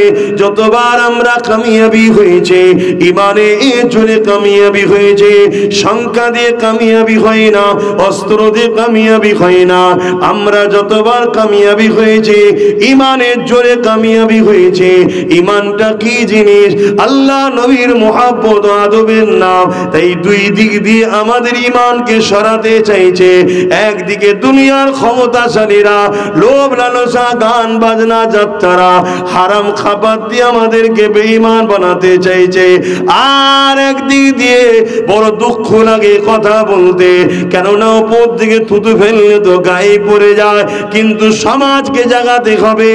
একদল ছদ্মবেশী দাড়িওয়ালা, টুপিওয়ালা মাওলানা মুফতি সেজে আমাদের ঈমানকে লুটতে চাইছে, তার একটা ছোট্ট নমুনা বলে যাচ্ছে। এটাই নবীর মুহাব্বতের আলোচনা, নবীর আদবের আলোচনা করলে অনেকের সমস্যা হয়। তাই তো বলছিলাম আপনাদের সমস্যা হচ্ছে না তো? কি গো বলবেন তো? এজন্যই জিজ্ঞেস করলাম। যুবকেরা, নামাজ তো পড়তেই হবে, রোজা তো রাখতেই হবে, হজ তো করতেই হবে, যাকাত তো দিতেই হবে, নায়ের পক্ষে তো খরচ করতেই হবে। কিন্তু আব্দুল্লাহ ইবনে উবাই করেছিল, করে জাহান্নামী হয়ে গেল। আবু বকর সিদ্দিক করে জান্নাতের সার্টিফিকেট পেয়ে গেল। আমি এই জিনিসটাই বোঝাতে চাইছি। আবু বকর সিদ্দিক নবীর হাতে হাত দিল, আব্দুল্লাহ ইবনে উবাই হাত দিল। আবু বকর নবীর পিছনে নামাজ পড়লো, আব্দুল্লাহ ইবনে উবাইও নামাজ পড়লো। আবু বকর রোজা রাখলো, আব্দুল্লাহ ইবনে উবাইও রোজা রাখলো। আবু বকর হজ করেছে নবীর সাথে, আব্দুল্লাহ ইবনে উবাইও হজ করেছে নবীর সাথে। আবু বকর নবীর সাথে জিহাদের ময়দানে গেছে, আব্দুল্লাহ ইবনে উবাইও নবীর সাথে গেছে। এরপর আবু বকর জান্নাতের সুসংবাদ পায়, আব্দুল্লাহ ইবনে উবাই জাহান্নামের খবর পায়। এর কারণটা কি? এটাই তো বোঝাতে চাইছে। যুবকেরা, আবু বকর সিদ্দিককে জিজ্ঞাসা করা হয়েছে, ও হযরত আবু বকর সিদ্দিক, আব্দুল্লাহ ইবনে উবাইও নবীর হাতে হাত দিয়ে কলেমা পড়েছে, আপনিও নবীর হাতে হাত দিয়ে কলেমা পড়েছেন। আবু বকর, আপনিও নবীর পিছনে নামাজ পড়েছেন, আব্দুল্লাহ ইবনে উবাইও নামাজ পড়েছে। আপনার মুখে দাড়ি, মাথায় টুপি পাগড়ি, আব্দুল্লাহ ইবনে উবাইয়েরও মুখে দাড়ি, মাথায় টুপি পাগড়ি। এ আবু বকর, আপনি জান্নাতের সুসংবাদ পেলে, আব্দুল্লাহ ইবনে উবাই জাহান্নামী হয়ে গেল। এর কারণটা কি? আবু বকর সিদ্দিক বলেছিল, এ দুনিয়ার মানুষ রেখে দাও, আব্দুল্লাহ ইবনে উবাইয়ের যা আছে আমি আবু বকরেরও তাই রয়েছে, কিন্তু আমার যা আছে আব্দুল্লাহ ইবনে উবাইয়ের তা নাই। শুনছো? গুনাহ করতে করতে করতে এখন তো বেঈমানের দিকে চলে যাচ্ছে আমার কওমের ছেলে মেয়েরা। যাচ্ছে না? যায়নি? এতদিন ছিল গুনার মধ্যে, এবার বেঈমানির দিকে যাচ্ছে। তবুও তো গুনার মাপ আছে, বেঈমানির তো মাপ নাই। তাই একটু বুঝাচ্ছি। তোমরা তো আমাদেরই ঘরের সন্তান, যেখানেই থাকো, আমার দাদা হুজুরেরই মুরিদের ঘরের ছেলে তোমরা। তোমার বাপ, দাদু, নানা, নানি সব গোড়া দাদা হুজুর। ভুল বলছি নাকি? তো এই জন্য তো একটু শোনাচ্ছি। তুমি খোঁজ রাখো, আমার ঘরের বেটিরা এখন ইসলাম থেকেই বেরিয়ে যাচ্ছে। কেন? এদের দিলে হুজুর নাই। এদের দিলে যদি হুজুর থাকতো, ও কোনো দিন কারো প্রেম ভালোবাসায় যত হোক ইসলাম থেকে বেরিয়ে যেত না। তাই প্রথমে আমার দিল থেকে পাওয়ারটাকে বার করে লিয়া হচ্ছে। যে পাওয়ারে বন্ধুর সঙ্গে যদি বসো, মদ ঢেলেও ফেলি, খাবার সময় ওই পাওয়ার আমাকে বাধা দেবে, তুই মোহাম্মদ রসুলের উম্মত না? ওইটাকে প্রথম বার করা হয়েছে আমাদের দিল থেকে। আর এই প্ল্যান পরিকল্পনা দীর্ঘ 100 বছর ধরে চলছে। আজকে এই জায়গায় তারা গিয়ে দাঁড়িয়েছে। এটা একদিনের কাজ নয়, 100 বছর ধরে প্ল্যান চলছে। বেশি ডিটেলস খুলে বলতে পারছি না, কথা বুঝে আসছে? এতটুকু শুধু শুনে নাও। নওজওয়ানেরা, হযরত আবু বকর সিদ্দিক বলেছিলেন, এ দুনিয়ার মানুষেরা, আব্দুল্লাহ ইবনে উবাই যা আছে আমারও তাই আছে, কিন্তু আমার মধ্যে যা আছে আব্দুল্লাহ ইবনে উবাইয়ের মধ্যে তা নাই। আবু বকর সিদ্দিককে জিজ্ঞাসা করা হয়েছিল, হুজুর আব্দুল্লাহ ইবনে উবাইয়ের মধ্যে যা আছে আপনার মধ্যে আছে, আপনার মধ্যে যা আছে ওর মধ্যে না, একটু খুলে বলেন। হযরত আবু বকর সিদ্দিক কি বলেছিল? যুবক কোন একটু মন দিয়ে শোনো, যদি মনে হয় বাঁচতে চায় তাহলে একটু আলোচনাটা গুরুত্ব দিয়ে শোনো। হযরত আবু বকর সিদ্দিক বলেছিল, ছিল। এ দুনিয়ার মানুষেরা আব্দুল্লাহ ইবনে উবাই নবীর হাতে হাত দিয়েছে, আমিও নবীর হাতে হাত দিয়েছি। আব্দুল্লাহ ইবনে উবাই নামাজ পড়েছে, আমিও পড়েছি। রোজা রেখেছে, আমিও রেখেছি। ও হজ করেছে, আমিও করেছি। ও দান করেছে, আমিও করেছি। ও জিহাদে গেছে, আমিও গেছি। ওর দাড়ি টুপি পাগড়ি আছে, আমারও দাড়ি টুপি পাগড়ি আছে। এদিকে ওর যা আছে আমারও তাই আছে, কিন্তু আমার যা আছে ওর তা নাই। আপনার কি আছে? হযরত আবু বকর সিদ্দিক বলেছিল, আমার দিলের মধ্যে আল্লাহ নবীর প্রেম ও আদব রয়েছে, যেটা ওর মধ্যে না। কি বুঝলেন? বলবেন তো? তাহলে আমাদের সমাজে এরকম আব্দুল্লাহ ইবনে উবাই মার্কা লোক আছে না নাই? কথা বলছে না তো। আর আবু বকর সিদ্দিক হুজুরের অনুসারী নামাজি রোজাদার আছে না নাই? আমি কোনটা লব? আব্দুল্লাহ ইবনে উবাই লব না আবু বকর সিদ্দিক লব? এই রিসেন্ট দেখবেন সোশ্যাল মিডিয়ায় ঘুরছে, কোনো একজন দাড়িওয়ালা টুপিওয়ালা বলেছে কোনো একটা জায়গাতে কাউকে সাপোর্ট করতে বলেছে, দাড়িওয়ালা টুপিওয়ালা লোক। দেখছেন না সোশ্যাল মিডিয়ায়? তাহলে বলুন, তাহলে আমাদের শেষের পিছনে হাত কাদের? এক শ্রেণীর দাড়িওয়ালা টুপিওয়ালা মোল্লাদের আছে না নাই? আমি কোথায় নিয়ে যাচ্ছি বুঝতে পারছেন তো নাকি? আলোচনা এখনো দিন আছে, এখনো সময় আছে। তোমরা মুনাফেক চেনো, আর না হয় অচিরেই শেষ হয়ে যাবে। যুবকেরা, তরুণেরা, বাপেরা, এ নবী পাখি প্রেমিকেরা, চিনবেন কি করে কে মুমিন কে মুনাফিক? দাড়ি তো দুদিকেই রয়েছে, টুপি তো দুদিকেই রয়েছে, হজ তো দুদিকেই রয়েছে, নামাজ তো দুদিকেই আছে, কিরাত তো দুদিকেই আছে, তেমন করে হজ তো দুদিকেই রয়েছে, রোজা তো দুদিকেই রয়েছে। আবু বকর রয়েছে, আব্দুল্লাহ ইবনে উবাইর রয়েছে। চিনবেন কি করে? চেনার জন্য পন্থা হলো এটা। যেমন সোনা চিনতে গেলে কষ্টি পাথর লাগে, কষ্টি পাথর ছাড়া সোনা চেনা যায় না। অন্য জায়গাতে আপনাকে ঠকে যেতে হবে। আপনি ভুল কিনে ফেলতে পারেন, তামাকে সোনা বলে কিনে ফেলবে। এ যুবকের, আপনি শিওর হতে গেলে কষ্টি পাথর দিতে হবে। এই মনে রাখবেন, সোনার থেকে দামি জিনিস হলো ঈমান। এই ঈমানের ব্যাপারে আপনি মুমিন না মুনাফিক বক্তা চিনবেন কি করে? মুমিন মাওলানা না মুনাফিক মাওলানা চিনবেন কি করে? আমাদের रहनुमा से যে মাথায় বসে আছে, ও মুমিন না মুনাফিক চিনবেন কি করে? বাবরি মসজিদ কেন গেল, এর পিছনে মুনাফিকের হাত আছে না নাই জানবেন কি করে? আজও যে বিভিন্ন ঈদগাহ গুলোর উপরে আগুন ধরানো হচ্ছে, বিভিন্ন মসজিদে আগুন ধরানো হচ্ছে, এর পিছনে মুমিন আছে না মুনাফিক আছে চিনবেন কি করে? চিনবেন কি করে? এই যুবকেরা, আজকে বলে দিয়ে যায়, তুমি যেখানেই থাকো না কেন, তুমি দুনিয়ায় জন্ম নিয়েছো একটাই কারণে, আল্লাহ দাসত্ব করার জন্য। যিনি তোমাকে দুটো চোখ, দুটো কান, দুটো হাত, দুটো পা দিয়েছে, শুধু দুনিয়ায় টাকা পয়সা ইনকাম করবি, গাড়ি বাড়ি করবি, বউ ছেলে বলেলি হই হই করে চলে যাবি, এর জন্য আল্লাহ বানাইনি। শুধু হ্যাঁ, এগুলো করতে হবে, এগুলো আল্লাহর হুকুম, কিন্তু তোমাকে মূল যে জন্য আল্লাহ বানিয়েছে, আল্লাহ দাসত্ব করার জন্য। আমার আল্লাহ আপনার দাসত্ব কোনটা? আল্লাহ কোরআনে জানিয়ে দিলেন, মাতাকুমুর রাসূল ফাখুযুহু।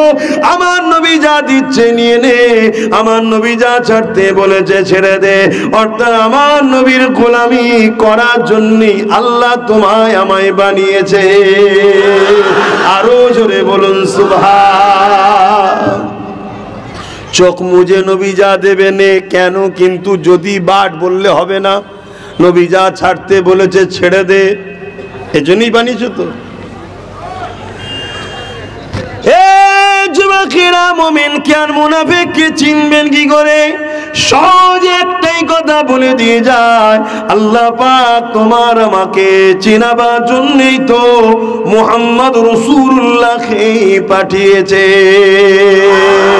অর্থাৎ তোমার আমার বিচখানে, তোমার আমার বিচখানে যিনি রয়েছেন, তিনি হলেন নূর নবী মুহাম্মদ রাসূলুল্লাহ। অর্থাৎ আল্লাহর সঙ্গে বান্দার সম্পর্ক গড়ার জন্য বিচখানে, আল্লাহর বান্দার বিচখানে যিনি রয়েছেন মুহাম্মদ রাসূলুল্লাহ। অর্থাৎ তুমি আমি নবীর কাছে যাব, নবী তোমাকে আমাকে আল্লাহর সঙ্গে সম্পর্ক করে দেবে। এ যুবকেরা, মুনাফিক চিনার বিষয় যদি এসে যায়, আমার রাসূলুল্লাহকে সামনে নিয়ে আসবেন, তাকে জিজ্ঞাসা করুন আমার নবী সম্বন্ধে তোমার ধারণা কি, আমার নবী সম্বন্ধে তোমার আকীদা কি, আমার নবী সম্বন্ধে তোমার দিলে কি জায়গা আছে, আমার নবীকে সে কোন নজরে দেখে যে আমার নবীকে তাজিম সম্মান মাকাম মর্যাদায় গুরুত্ব দেবে, সেই হলো মুমিন। তার পিছনে তোমাকে আমাকে দাঁড়াতে হবে, তবেই তো কামিয়াবি।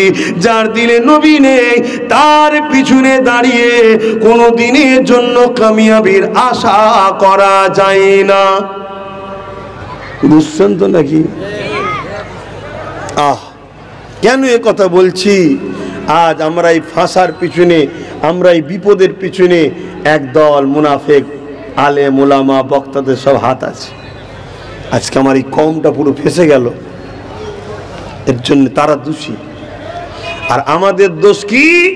আমরা দাড়ি দেখে ছুটিছি, টুপি দেখে ছুটিছি, পাগড়ি দেখে ছুটিছি, নামাজ দেখে ছুটিছি, কিরাত দেখে ছুটিছি, একবারও দেখিনি ওর দিলে হুজুর আছে কিনা।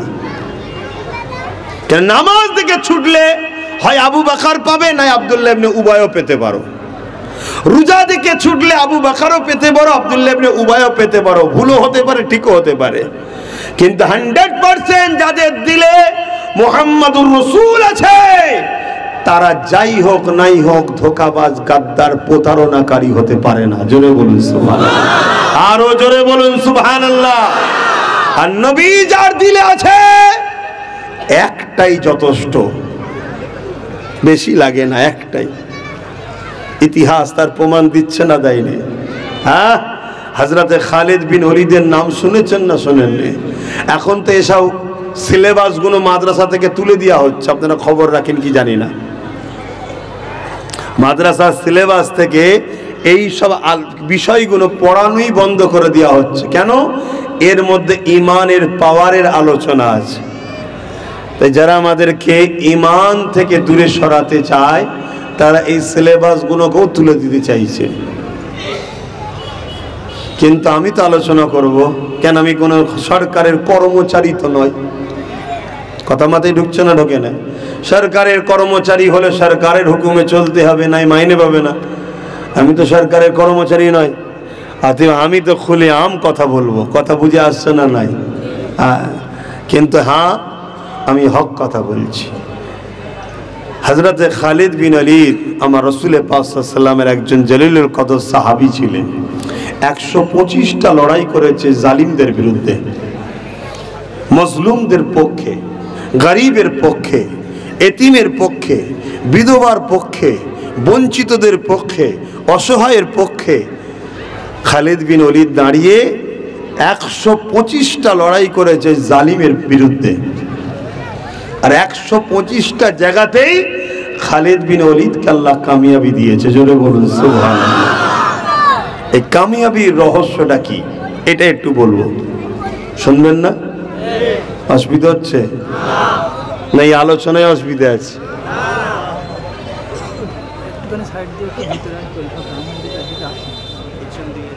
না না, ও সময় করার 10টা করার সময় নেই। বলবেন তো?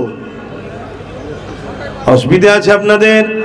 আমার অসুবিধা নেই, আপনাদের অসুবিধা নেই তো? বাপের আমরা তো অন্য কোনো সমালোচনা করছি না, আমি আমার ইসলামের ইতিহাসই তো শোনাচ্ছি। এ যুবকেরা, তরুণেরা, হযরতে খালিদ বিন ওলীদ আমার নবী পাকের হাতে হাতে ইমানে কালেমা পড়ে নবীর কাতারে দাঁড়িয়ে গেলেন। নবী আমার জানিয়ে দিলেন, খালিদ বিন ওলীদ রে, জীবনে কোনোদিন অন্যায়ের সঙ্গে সাথ দেবে না, জীবনে কোনোদিন গরিবের বিরুদ্ধে যাবে না, জীবনে কোনোদিন মজলুমের বিরোধী করবে না, জালিমের বিরুদ্ধে তুমি সংগ্রাম করে যাবে। কেননা ইসলামের নামই হলো ন্যায়ের পক্ষে থাকা, অন্যায়ের বিরোধী করা।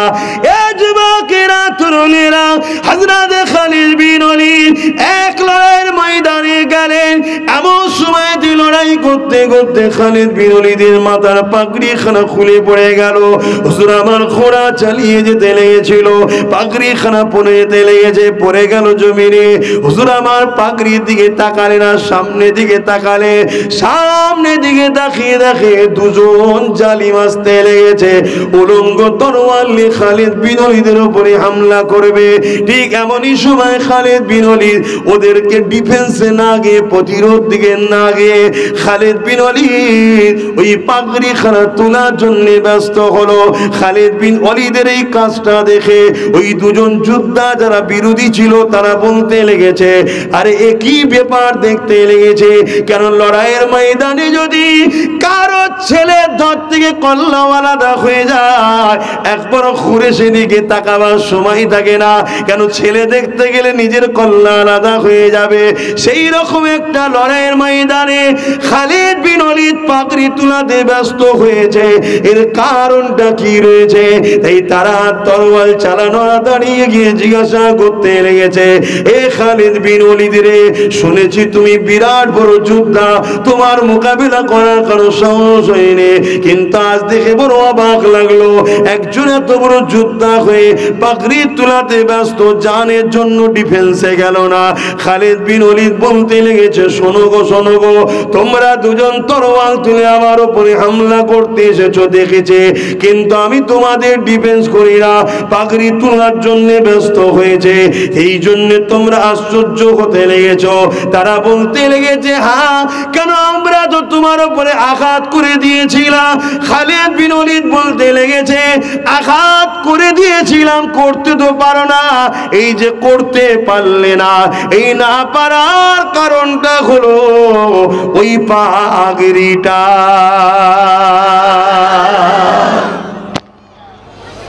তোমরা আঘাত করার চেষ্টা করেছিলে কিন্তু আবার রুকে গেলে।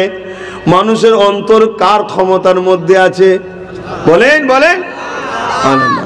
আজকে আমাদের মাথায় যিনি বসে আছেন, বুঝতে পারছেন না, তা কালকে তো হতে পারে এমন উই হয়তো কলমা পড়লিয়েছে, এ হতে পারে না, পারে না, যদি কপাল ভালো হয়, কপাল ফাটা হলে জীবনে বেরোবেন। তো যাই হোক, ক্ষমতা কার হাতে জোরে বলেন? কেন আল্লাহ চাইলে পরিবর্তন হতে পারে না, পারে না? হ্যাঁ, তো খালিদ বিন ওলীদ বলছে, তোমরা তো আমায় মারতে চেয়েছিলে, মারতে পেরেছো কি? বলছে না। বলছে এইটাই তো আশ্চর্যের বিষয়, ওই পাগড়িটা হলো, এটাই আশ্চর্য। আমি নবীর সুন্নাতকে, নবীর স্মৃতিকে আমি সম্মান করেছি, তাই আল্লাহ আমার জানকে বখশ দিয়েছে। জোরে বলুন সুবহানাল্লাহ, আরো জোরে বলুন সুবহানাল্লাহ। আজ আমাদের যুবকদের মধ্যে, আমাদের মধ্যে ধারণা এসে গেছে, টুপি পরবো, দাঁড়িয়ে রাখবো, সমাজে কি ভয়ঙ্কর ব্যবস্থা চলছে। আরে বুকা, এর ওসিলাই হতে পারে আল্লাহ তোমার জানকে বখশ দেবে। জোরে বলুন সুবহানাল্লাহ। আর না হয় উলঙ্গ করে চেক করেও তো তোমায় মারতে পারে, বেজ্জতির মরণ হবে। তাই আসো আসো, তারা যেমন তাদের পরিচয় দিবার জন্য নতুন করে সব লাগাচ্ছে, লাগাতে দাও। তোমার আমার পরিচয় বাড়াবার জন্য বাড়াও, বাড়াও, টুপি দাও, দিয়ে ঘোরো। তাহলে এক মহল্লায় যখন যাবে, 500 থাকলে 500ই দেখা যাবে, 500ই চেনা যাবে, তাহলে বোঝা যাবে এখানে দুজন নেই রে, 500 আছে। আর যখন দুজন আছে, বাকি কাউকে বুঝাই যাচ্ছে না, ওই দুজনের উপর যখন জুলুম হবে, তোমরা আছো 498 আছো দাঁড়িয়ে, কিন্তু তুমি তো একে অপরকে চিনতে পারছো না। ভাবছে আছে না নেই, আছে না নেই, আছে না নেই, আছে না নেই, করতে করতে দুজন হারিয়ে গেল। আমি কি বুঝাচ্ছি বুঝছো? আরে বুঝতে পারছো তো নাকি? কিন্তু এটা যদি সবার থাকতো, এটা যদি সবার থাকতো, চট করে ধরে ফেলতো। শুধু ধরে ফেলতো তো না, যে শয়তানি করছিল সে এমনি শয়তানি তার কেটে যেত না। আর এখানে ঘাটা দেখান অনেক আছে। আমার কথা মাথায় ঢুকছে? তাহলে আমাদের ভুলের জন্যই তো আমরা মার খাচ্ছি। বাপ, আগে নিজেদের ভুলগুলোকে সংশোধন করুন, আল্লাহ সাহায্য আসবে। আমার আজকে কি আপনাদের কারো কষ্ট হচ্ছে? হলো, কিছু করার নেই, আমারও সময় সংক্ষেপ। আসেন একটু সালাম দেবো। ইয়া নবী সালামুন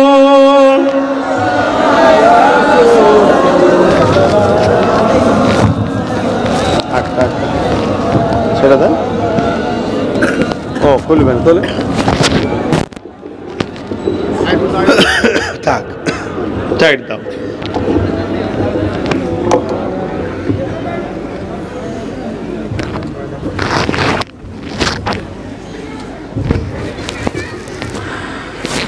طلع البدر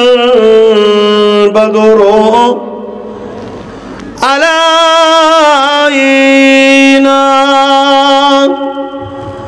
من شنيات الوداع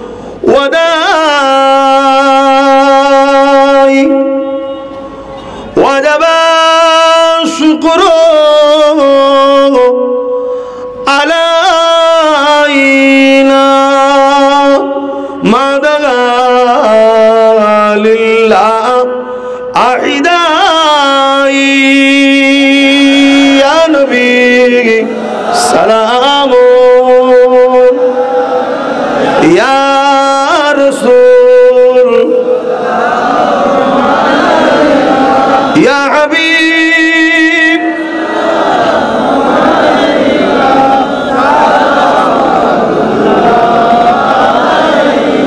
يا نبي مدينة خوতে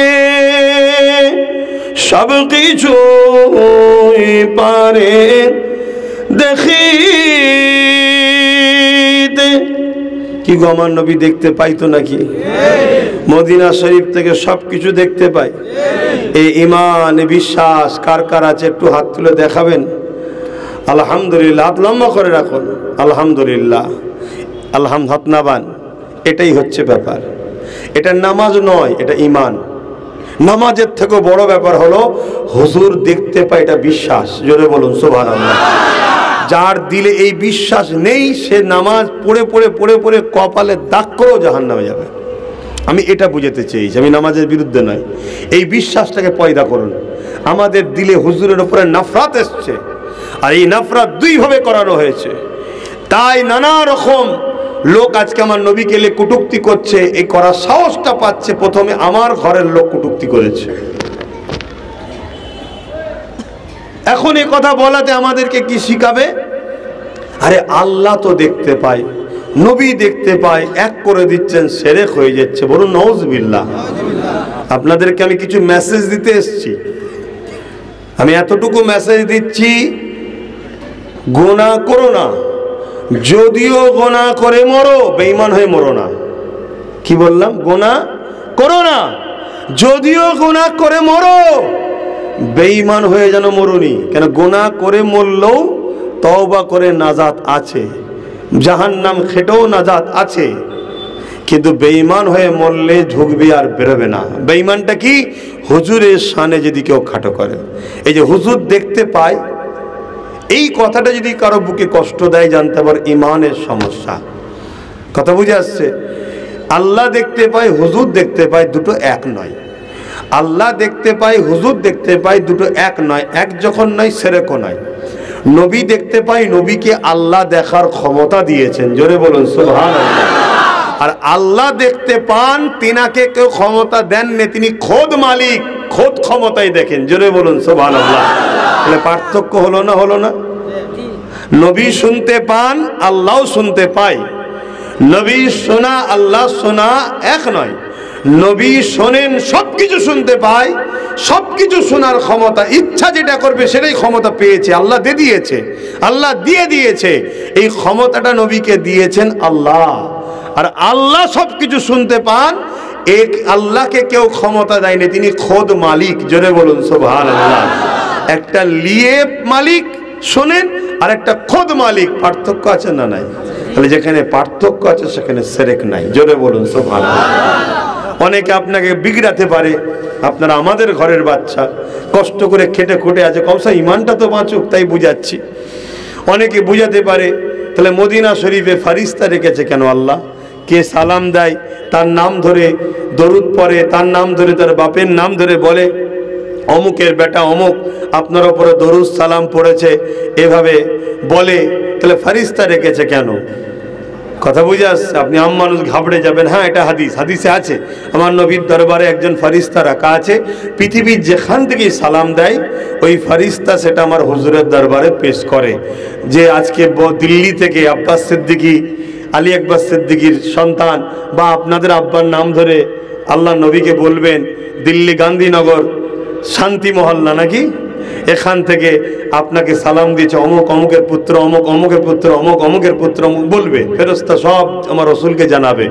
তো এইটা শুনে কেউ যদি হাদিসটা শুনিয়ে আপনাকে ঘাবড়াতে যায়, আপনি তাকে একটাই কথা জিজ্ঞেস করবেন, আমাদের দুই কাঁধে দুটো ফেরেশতা আছে, আছে না? না, এই দুটো ফেরেশতা কে রেখেছে?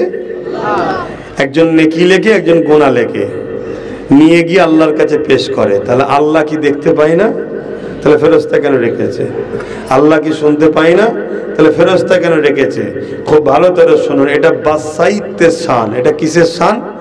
বাদশাহিত্বের শান। আরে দুনিয়ায় যত যা কিছু হচ্ছে সব তো কোরআন থেকে নিয়ে রিসার্চ করে কোনো রকম জেরক্স করে ওরা চালাচ্ছে।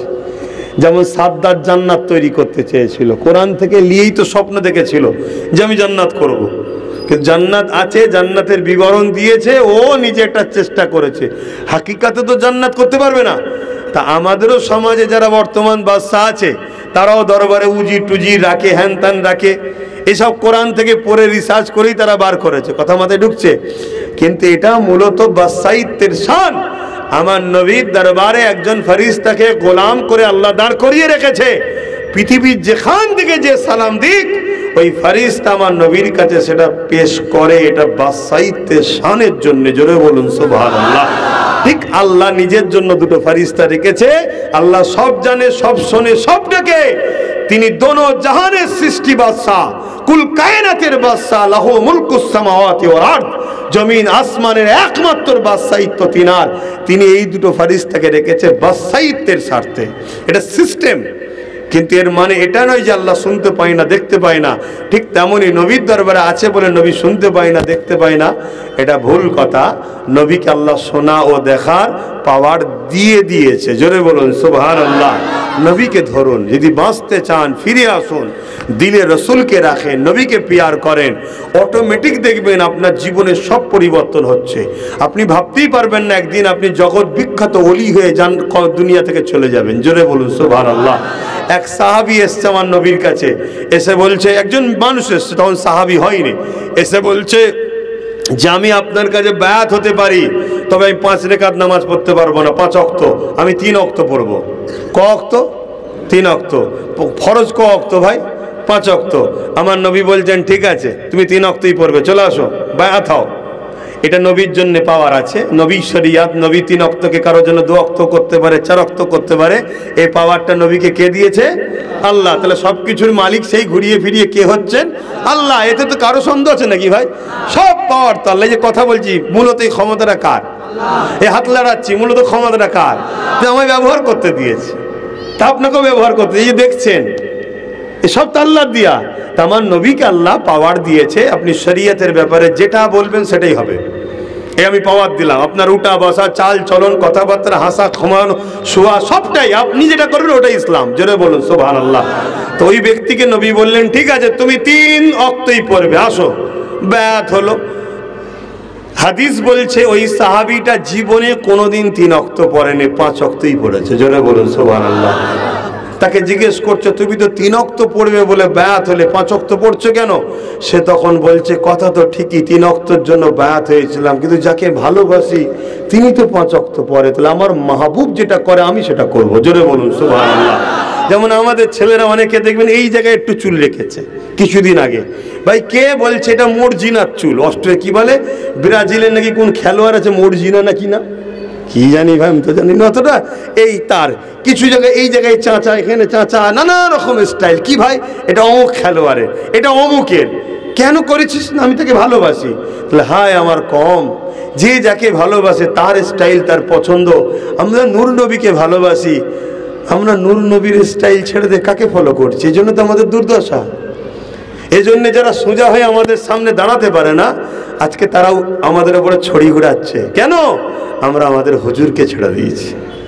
যারা আমাদের দরবারে এসে হাত ধরে দাঁড়িয়ে থাকতো, আজ থেকে 100 বছর পিছিয়ে যাও, কি আমেরিকা, কি ফ্রান্স, কি ব্রিটেন, আমাদের দরবারে এসে হাত এরকম করে দাঁড়িয়ে থাকতো, ইজাজত দিলে ভেতরে ঢুকতো, চেয়ারে বসাও ইজাজত ছিল না।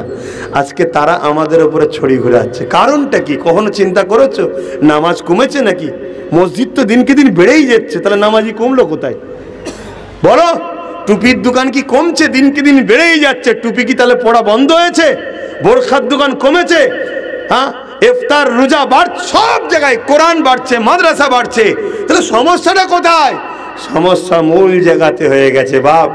সেটা হলো এটাই যে ড্রেন দিয়ে সাগরের পানি আপনার খালে আসে বা নদীতে আসে, ওই ড্রেনটাই ভাঁটা পড়েছে।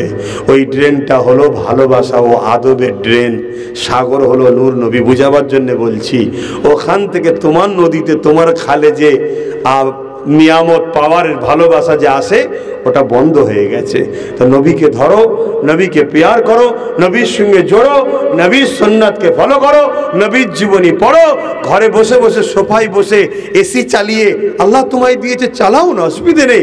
সোফায় বসে কখনো কখনো সবুজ গম্বুজকে খেয়াল করে আমার নূর নবীর উপরে দরুদ পড়ো চোখ বন্ধ করে করে, আর ভাবো আমার নবী এখনো রওজায় আমার জন্য কাঁদছে, তোমার চোখ দিয়ে 2 ফোঁটা পানি বেরোবে। এই প্রেম হতে হতে হতে হতে একদিন দেখবে তোমার ঘরে নূর নবী হাজিরি হয়েছে। জোরে বলুন সুবহানাল্লাহ, আরো জোরে বলুন সুবহানাল্লাহ। তখন তো তুমি বলবে, হুজুর আমি বড় পেরেশানে আছি, আমার কারবারের সমস্যা, আমার এই সমস্যা, যেই সমস্যা রাষ্ট্রীয়ভাবে সমস্যা, সব সমস্যার কথা শোনাবে। পৃথিবীতে আমি তুমি চেয়ে চেয়ে মরে যাচ্ছি, কবুল হচ্ছে না, আর আমার হুজুরকে চাইতে হয় না, শুধু বারবার আসমানের দিকে তাকিয়েছে, আল্লাহ বলেছে জিবরিল যা, কেবলাকে চেঞ্জ করে দিলাম। জোরে বলুন সুবহানাল্লাহ। তাহলে সেই নবী তখন তোমার জন্য বলে দেবে, আর সমস্যা থাকবে? আমার আজ বুঝছেন তো নাকি? আসুন সেই হুজুরকে সালাম দেবো। এই যে দাঁড়িয়ে সালাম দিই, এ নিয়েও সমালোচনা আছে, আছে না নাই? কথা বলেন, আছে না নাই? হ্যাঁ, খবরদার মনে রাখবেন, কেউ যদি বসে সালাম দেয় তার বিরুদ্ধে আমরা নয়। কেউ যদি বসে সালাম দেয় তার বিরুদ্ধে আমরা নয়। কেন? ওটা প্রেমের ব্যাপার, ভালোবাসার ব্যাপার। বাপের 2 ছেলে, একটা ছেলে একরকম ভালোবাসে, আর একটা ছেলে আরেকরকম ভালোবাসে। তো হুজুরের 2 উম্মত, একজন বসে সালাম দিচ্ছে, একজন দাঁড়িয়ে দিচ্ছে, যার প্রেম তার কাছে। আমি ওর বিরুদ্ধে নয়, কিন্তু আমার প্রেমে যে বাধা দেয়, এই দাঁড়ালে কেন, আমি কিন্তু তার বিরুদ্ধে। কথা কিছু মাথায় ঢুকলো? তোর বসে ভাল লেগেছে দে না, আমি তো বারণ করছি না, আমি তোর বিরুদ্ধেও নয়, কিন্তু আমি দাঁড়িয়ে দিই। কিন্তু তুই যখনই বলবি দাঁড়ানোর দলিল কোথা পেলে, হ্যান কোথা পেলে, আরে আমার প্রেমে তোকে কি মাথা গলাতে বললো আবার হঠাৎ করে? শোনেন, এলেম এখানে থাকে, ইমান এখানে থাকে। এলেম এখানে থাকে, ইমান এখানে থাকে। ফতোয়া এখানে থাকে, ইমান এখানে থাকে। এ হাজারো প্রশ্ন করে, এ কোনো প্রশ্ন করে না। একবার যদি কারোর সঙ্গে দিল লেগে যায় তো লেগে যায়, ব্যাস, তার জন্য জান চলে যাবে তাও ভালো, এখান থেকে সরবে না। এটা হচ্ছে প্রেম থাকার জায়গা, এটা হচ্ছে ভালোবাসা থাকার জায়গা। তা ইমান, প্রেম ও আদব, ভালোবাসার জিনিসটা ইমান এখানে থাকে, আর এলেম এখানে থাকে। এই যে দাঁড়িয়েছি এখানের জন্য নয়, এখান থেকে দাঁড়িয়েছি, অর্থাৎ আদব ও প্রেমে দাঁড়িয়েছি। তারপরেও যদি তোমাদের মনে হয় তোমাদেরকে শক্তিশালী করার জন্য একটু বলে যাচ্ছি, আমার নবীর সাহাবারা নবীকে যখন সালাম দিতেন দাঁড়িয়ে দিতেন। জোরে বলুন সুবহানাল্লাহ। নবী পাকের কলিজার টুকরা টুকরি খাতুনে জান্নাত যখন সালাম দিতেন দাঁড়িয়ে দিতেন। জোরে বলুন সুবহানাল্লাহ। আর একটু শুনেলেন, কোরআন পাকে আল্লাহ বলছেন সল্লু, দরুদ পড়ো, শুধু এতটুকু। সালামের বেলায় বলেছে ওয়াসাল্লিমু, সালাম দাও তাসলিমা, সব থেকে উত্তম ভক্তি, ভালোবাসা, আদবের সাথে দিবার মতো করে সালাম দাও। জোরে বলুন সুবহানাল্লাহ। এ থেকে বোঝা গেল দরুদের থেকে গুরুত্ব আল্লাহ বেশি সালামে দিয়েছে। কেন দিয়েছে? এর কারণটা কি? দরুদ পড়লে নেকি হয়, সালাম দিলে নূর নবীর জবাব পাওয়া যায়। জোরে বলুন সুবহানাল্লাহ। আমরা সব সালাম দিচ্ছি, হুজুর আমাদের সালামের জবাব দিচ্ছে। জোরে বলুন সুবহানাল্লাহ। হায় কত নসিবওয়ালা আমরা! কিন্তু আমরা আহলে সুন্নাত ওয়াল জামাতের মানুষ, আমাদের ঈমান, আমাদের বিবেক বলছে, আরে সামান্য চটি মার্কা নেতা এলে যদি দাঁড়িয়ে যায় তো হুজুর জবাব দেবে, হুজুরের সালামের জবাবটা আমরা বসে লি কি করে, তাই আদবে দাঁড়িয়ে লি। জোরে বলুন সুবহানাল্লাহ। এটা প্রেমের ব্যাপার। তাহলে যে বসে দেয় তার সাথে আমাদের কোনো ঝগড়া নেই, মিলে জুলে থাকবো। কিন্তু আমি দাঁড়িয়ে দিলে যে সমালোচনা করে, এ হলো আব্দুল্লাহ ইবনে উবাই। সব থাকার পরও হুজুর না থাকার জন্য যেমন জাহান্নামে গেছে, এরও সব থাকার পরও জাহান্নামে যাবে। তাই তো নবী বললেন আখরি জামানায় হাতের তালুতে আগুন রাখার থেকেও ঈমান বাঁচানো কষ্ট হবে। কেন? আমাদের সব থেকে বড় দুশ্মন হলো আল্লাহ। নবী বললেন আখরি জামানায় আসমানের নিচে জমিনের উপরে সব থেকে নিকৃষ্ট হবে একদল আলেমরা। আমি বড় পাওয়ারের সাথে ভারতের রাজধানীতে আপনাদেরকে বলে যাচ্ছি, আমাদের যতগুলো মসজিদ, যতগুলো মাদ্রাসা, যত জায়গায় যা কিছু ঘটছে, এর জন্য একদল মুনাফিক আলেমরা দোষী। কথা মাথায় ঢুকছে না? ঢোকে না? এরা দোষী। আমি আপনি ভাববেন হয়তো এখন এক হয়ে থাকা দরকার, বিভাজন করার দরকার নেই। হ্যাঁ, 100 বার এক হতে হবে। কার সাথে এক হবেন বলুন? মাদ্রাসা বাঁচাতে যাচ্ছেন, নারে তাকবীর, আল্লাহ আকবার, মাদ্রাসা বাঁচাও জিন্দাবাদ। আর কার সাথে এক হয়েছেন? যে নাকি নবীকে মরা বলে। কথা মাথায় ঢুকছে না? ঢোকে না? নবীকে যে মরা বলে তার সাথে এক হয়ে বলছে মাদ্রাসা বাঁচাতে হবে। আরে ও তো নবীর দুশ্মন, ওর সাথে এক হয়ে তুই মাদ্রাসা বাঁচাবি কি করে? উপরন্ত ওর সাথে এক হয়ে ক্ষতিটা কি হচ্ছে শোনো। তোমার পুকুরে কতটা ডিপ আছে, কোন জায়গায় কি আছে কেউ জানে না, কিন্তু তোমার ঘরের গাদ্দার যদি বাইরে গিয়ে বলে দেয় বেশি গভীর নেই, মারলাম। কথা বুঝে আসছে না? নাই। তোমার ঘরের কোথায় দরজা কি আছে না আছে, গোপন কি আছে কেউ জানে না। এই তোমার ঘরের লোক যদি বলে দেয় তাহলে চুরি করতে সুবিধা হবে না? হবে না? তাহলে এই রকম যদি যাদের দিলে নবী নেই, তাদেরকে যদি এক হও, এরা মূলত তোমার ভেতরের খবর সব বলে দেবে, আর তুমি আমি দুর্বল হয়ে পড়বো। কষ্ট পেচ্ছেন? কষ্ট পেচ্ছেন? আমি আবার বলছি, চীনের বুকে একটা লড়াই হয়েছিল। ঘাবড়াবেন না, ঘাবড়াবেন না। 30,000 যুবক ছিল। কত যুবক? বুখারী শরীফের হাসিয়া খুলবেন, পাবেন। আমার উস্তাদ, আমার ছোট হুজুর পীর কেবলার জামাই, আমার উস্তাদ হন তিনি, যিনি আমাকে এই হাদিসটা পড়িয়েছিলেন বুখারী থেকে, মোকদ্দমা থেকে। কথা বুঝে আসছে? আমাদের বেলপাড়ার শেখুল হাদিস নিয়ামত ফুফা, ওনাকে ফুফা বলতে, আমার ফুফাও হয়, ইন্তেকাল হয়ে গেছে, আল্লাহ তিনার আখিরাতে উঁচু মাকাম দান করেন। 30,000 যুবক ছিল। যুবকদের হাতে কিচ্ছু ছিল না। বাদশাহ হারুন আর রশিদের প্রধান সেনাপতি এখান থেকে গিয়ে চীনের এক বর্ডারে তাঁবু গাড়লেন। তার কাছে ওই যুবকরা আসতে শুরু করলো, ইমানের কলেমা বলল, ইসলাম অ্যাকসেপ্ট করলো, তাদেরকে ঘোড়া চালানো শিখালো। 30,000 যুবক তৈরি হলো। এই খবর চীন বাদশাহের কাছে খবর গেল। 15 লক্ষ সৈন্য পাঠিয়েছিল ওই 30,000-এর মোকাবেলা করতে। চীন হুকুমতকে জিজ্ঞেস করো, আরে 30,000-এর মোকাবেলায় 15 লক্ষ কেন? তারাও জানে কার বিরুদ্ধে পাঠাচ্ছি, দেখতে হবে। যাদের দিলে হুজুরের প্রেম থাকে তাদের কাছে 15 লক্ষটাও কিন্তু কম হয়ে গেছে এদের মোকাবেলায়। 30,000-এর কাছে শুধু হারেনে 15 লক্ষ পালাবার রাস্তা খুঁজে পাইনি। জোরে বলুন সুবহানাল্লাহ। আমি কোনো ওই টিপ সই দিয়া মার্কা লোকের মতো গেঁজা খেয়ে গল্প করছি না, আমি ইতিহাস বলছি। এখন আমাদের দেশে গল্প শোনানো হয় না? হয় না? গল্প শোনানো হয় না? হয় না? সই করতে পাইনি, নেতা হয়ে গেছে, বড় বড় ডায়লগ দিচ্ছে, এই করেছে, ওই করেছে, ওই করেছে। আর কোন ইতিহাস আছে দেখা না? নেই। আমি সেরকম কথা বলছি না, আমি আপনাকে কিতাবের কথা বলছি। মনে রাখবেন, হযরতে সালাউদ্দিন আইবি নাম শুনেছেন না? হ্যাঁ যুবকরা, শুনেছ নাকি? বসিয়ে কথাগুলো বলতে পারতাম, বসিয়ে বললে অলস ধরবে, সব খাটাখাটনি শরীর, বসলে একটু শরীর আরাম পেচ্ছে, তাই তো নাকি? না, এই কথাগুলো দাঁড়িয়েই শুনতে হবে। সালাউদ্দিন আইবি, এই যে মসজিদে আকসালি আজকে সমালোচনা হচ্ছে না, মসজিদে আকসা এমন একটা জিনিস, এর একটা কারিশমা আছে। কারিশমাটা প্রথম শোনেন। মসজিদে আকসা যাদের দখলে থাকে, পৃথিবী তাদের নিয়ন্ত্রণে থাকে। জোরে বলুন সুবহানাল্লাহ। এটা মসজিদে আকসার ফজিলত। কিন্তু মসজিদে আকসা কাদের? আমাদের। কাদের? আমাদের। আমাদের কেবলা ওটা। তো মসজিদে আকসাকে অনেকবার দখল হয়েছে। রোমরা দখল করেছিল। হযরতে ওমর ফারুক হুজুর রোমেদের হাত থেকে মসজিদে আকসাকে উদ্ধার করেছিলেন। তারপরে দখল করলো কে? সেলিবিয়ারা। পৃথিবীর তখন নামকরা সৈন্য তারা, সেলিবিয়া। আর হযরতে সালাউদ্দিন আইবি, তিনি তখন 9 বছর বয়স।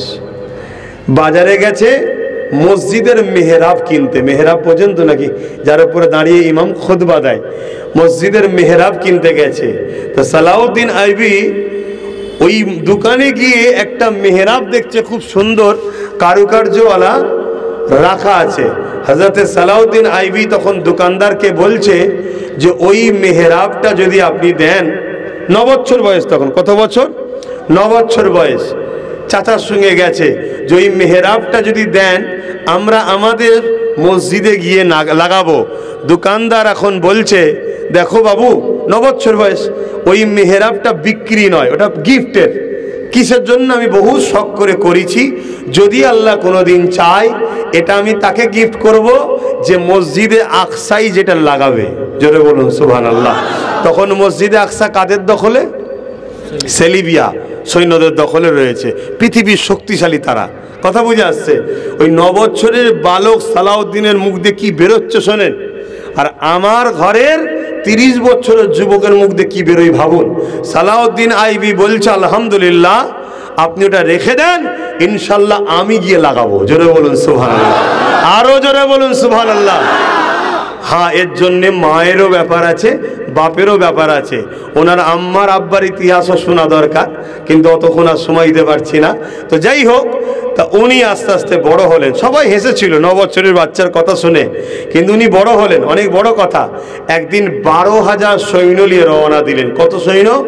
12,000 নিয়ে রওনা দিলেন মসজিদে আকসার উদ্দেশ্যে।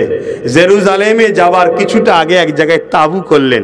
তাঁবু করে একটা গুপ্তচর পাঠালেন, যাও খোঁজ লাও মসজিদে আকসা কিভাবে আছে। গুপ্তচর এসে বলছে, সিপাহসালার সালাউদ্দিন আইবিকে বলছে, হযরত 4 লক্ষ অস্ত্রধারী সেলিবিয়া সৈন্য মসজিদে আকসাকে ঘিরে রেখেছে। কত লক্ষ? 4 লক্ষ, পুরো অস্ত্রধারী। কথা বুঝে আসছে? আর হুজুরের হাতে কত আছে? 12,000। পরের দিন সকালে হুজুর দাঁড়িয়ে গেছে, খুতবা দিচ্ছে, 12,000 সৈন্য যেমন সিস্টেম কমান্ডারের হুকুমে দাঁড়িয়ে গেছে লাইন কাতারবদ্ধ হয়ে। সালাউদ্দিন আইবি বলছেন, শোনো, খবর পেলাম 12,000 আমরা, 4 লক্ষ ওরা, বিরাট বড় খনি লড়াই হবে। তোমরা কি এই লড়াইয়ে যেতে ইচ্ছুক? না হয় আমি ইজাজত দিচ্ছি, ঘরে ফিরে যাও পরিবার সন্তানদের কাছে। তবে আমি সালাউদ্দিন এগিয়ে যাব, পিছবো না, কেন আমার জানের থেকেও আমার আল্লাহর ঘরের ইজ্জত রক্ষা করাটা আগে। জোরে বলুন সুবহানাল্লাহ।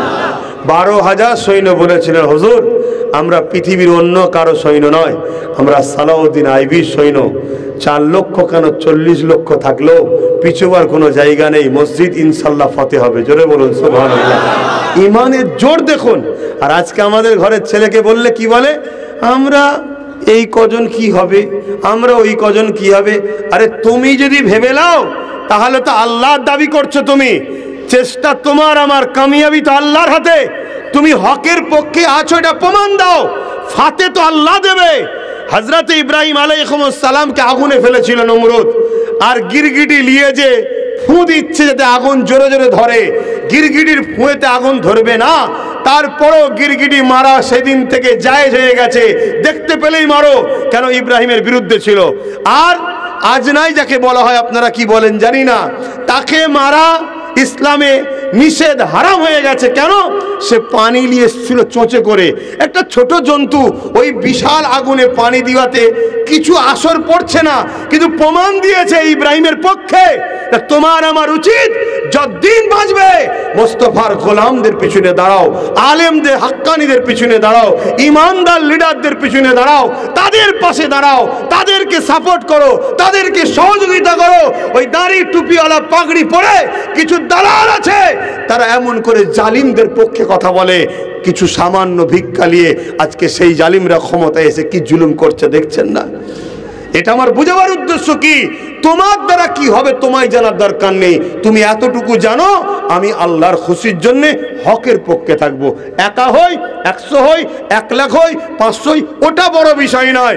রেজাল্ট কি, কামিয়াবি কি, ওটা আমার জানার দরকার নেই।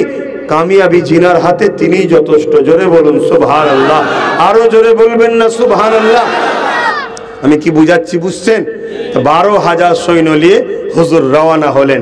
আরে হার জিত তো থাকবে, হার জিত থাকবে না, থাকবে না? কিন্তু 12,000-এর মোকাবেলায় 4 লক্ষ শুধু হেরেছে তা নয়, একটা প্রবাদ বাক্য আছে না, জবানা জব্দ হয়ে গেছে। ওই 4 লক্ষর জবানা জব্দ হয়ে গেছে। এটা কিসের জোরে ভাই? সালাউদ্দিন আইবি বলেছিলেন, এটা আমার কোনো কৃতিত্ব নয়, এসব কামলিওয়ালা মদিনাওয়ালার ফয়েজ। জোরে বলুন সুবহানাল্লাহ। তবে আল্লাহ যখন তোমার আর আল্লাহর বীজখানে, অর্থাৎ বান্দা আর খালেকের বীজখানে মোহাম্মদ রসুলকে রেখেছে, অর্থাৎ তোমরা আমার রসুলের কাছে আসো, রসুল তোমাকে আল্লাহর কাছে নিয়ে যাবে।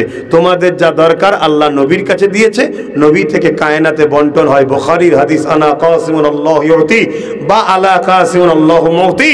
তাহলে সেই নবী ছেড়ে দিয়ে আজকে আমরা যদি হই হই করি, তাহলে আমাদের মধ্যে ক্ষতি হবে না? হবে না? বড় খারাপ লাগছে, বড় কষ্ট লাগছে। আজ যখন কোনো জায়গায় হুজুরের বিরুদ্ধে কথা হয়, আলেম ওলামাদেরকে পাওয়া যায় না। আমাদের সমাজের মুসলিম ঘরের এমন ছেলে আছে, হয়তো দাঁড়িটা একটু ছোট, প্যান্ট শার্ট পরে, তার একটা ডাকে 70-80 লাখের ওপরে লোক জড়ো হয়, কিন্তু গাদ্দাররা গাদ্দারি করে তাকে প্ল্যান করে হারিয়েও দেয়। এরকম ঘটনা ঘটছে না? ঘটেনি? আমি কোথায় কি ইশারা করছি সব বুঝতে পারছেন আপনারা। এটা বড় খারাপ লেগেছে, বড় কষ্ট লেগেছে। পাগড়ি পরা দাঁড়িয়েওয়ালা লোক হয়তো এত বড় গাদ্দারি করলি, হ্যাঁ?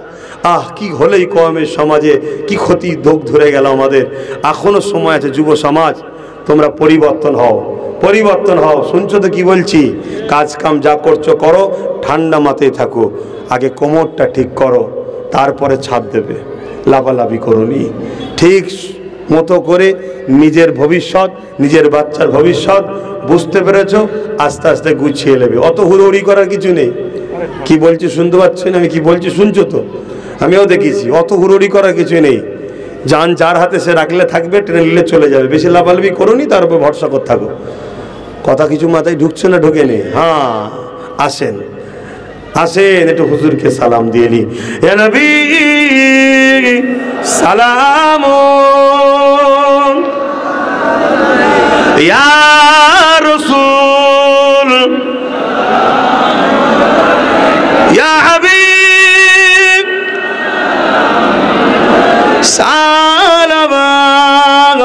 সালাওয়াতুল্লাহ,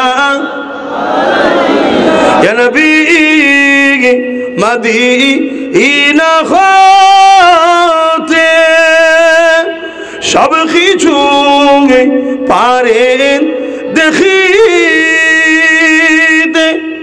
মোদের লাশ কবরে রাখিলে লইবেন আপন করে। নবী সালাম, ইয়া রাসূল, ইয়া হাবিব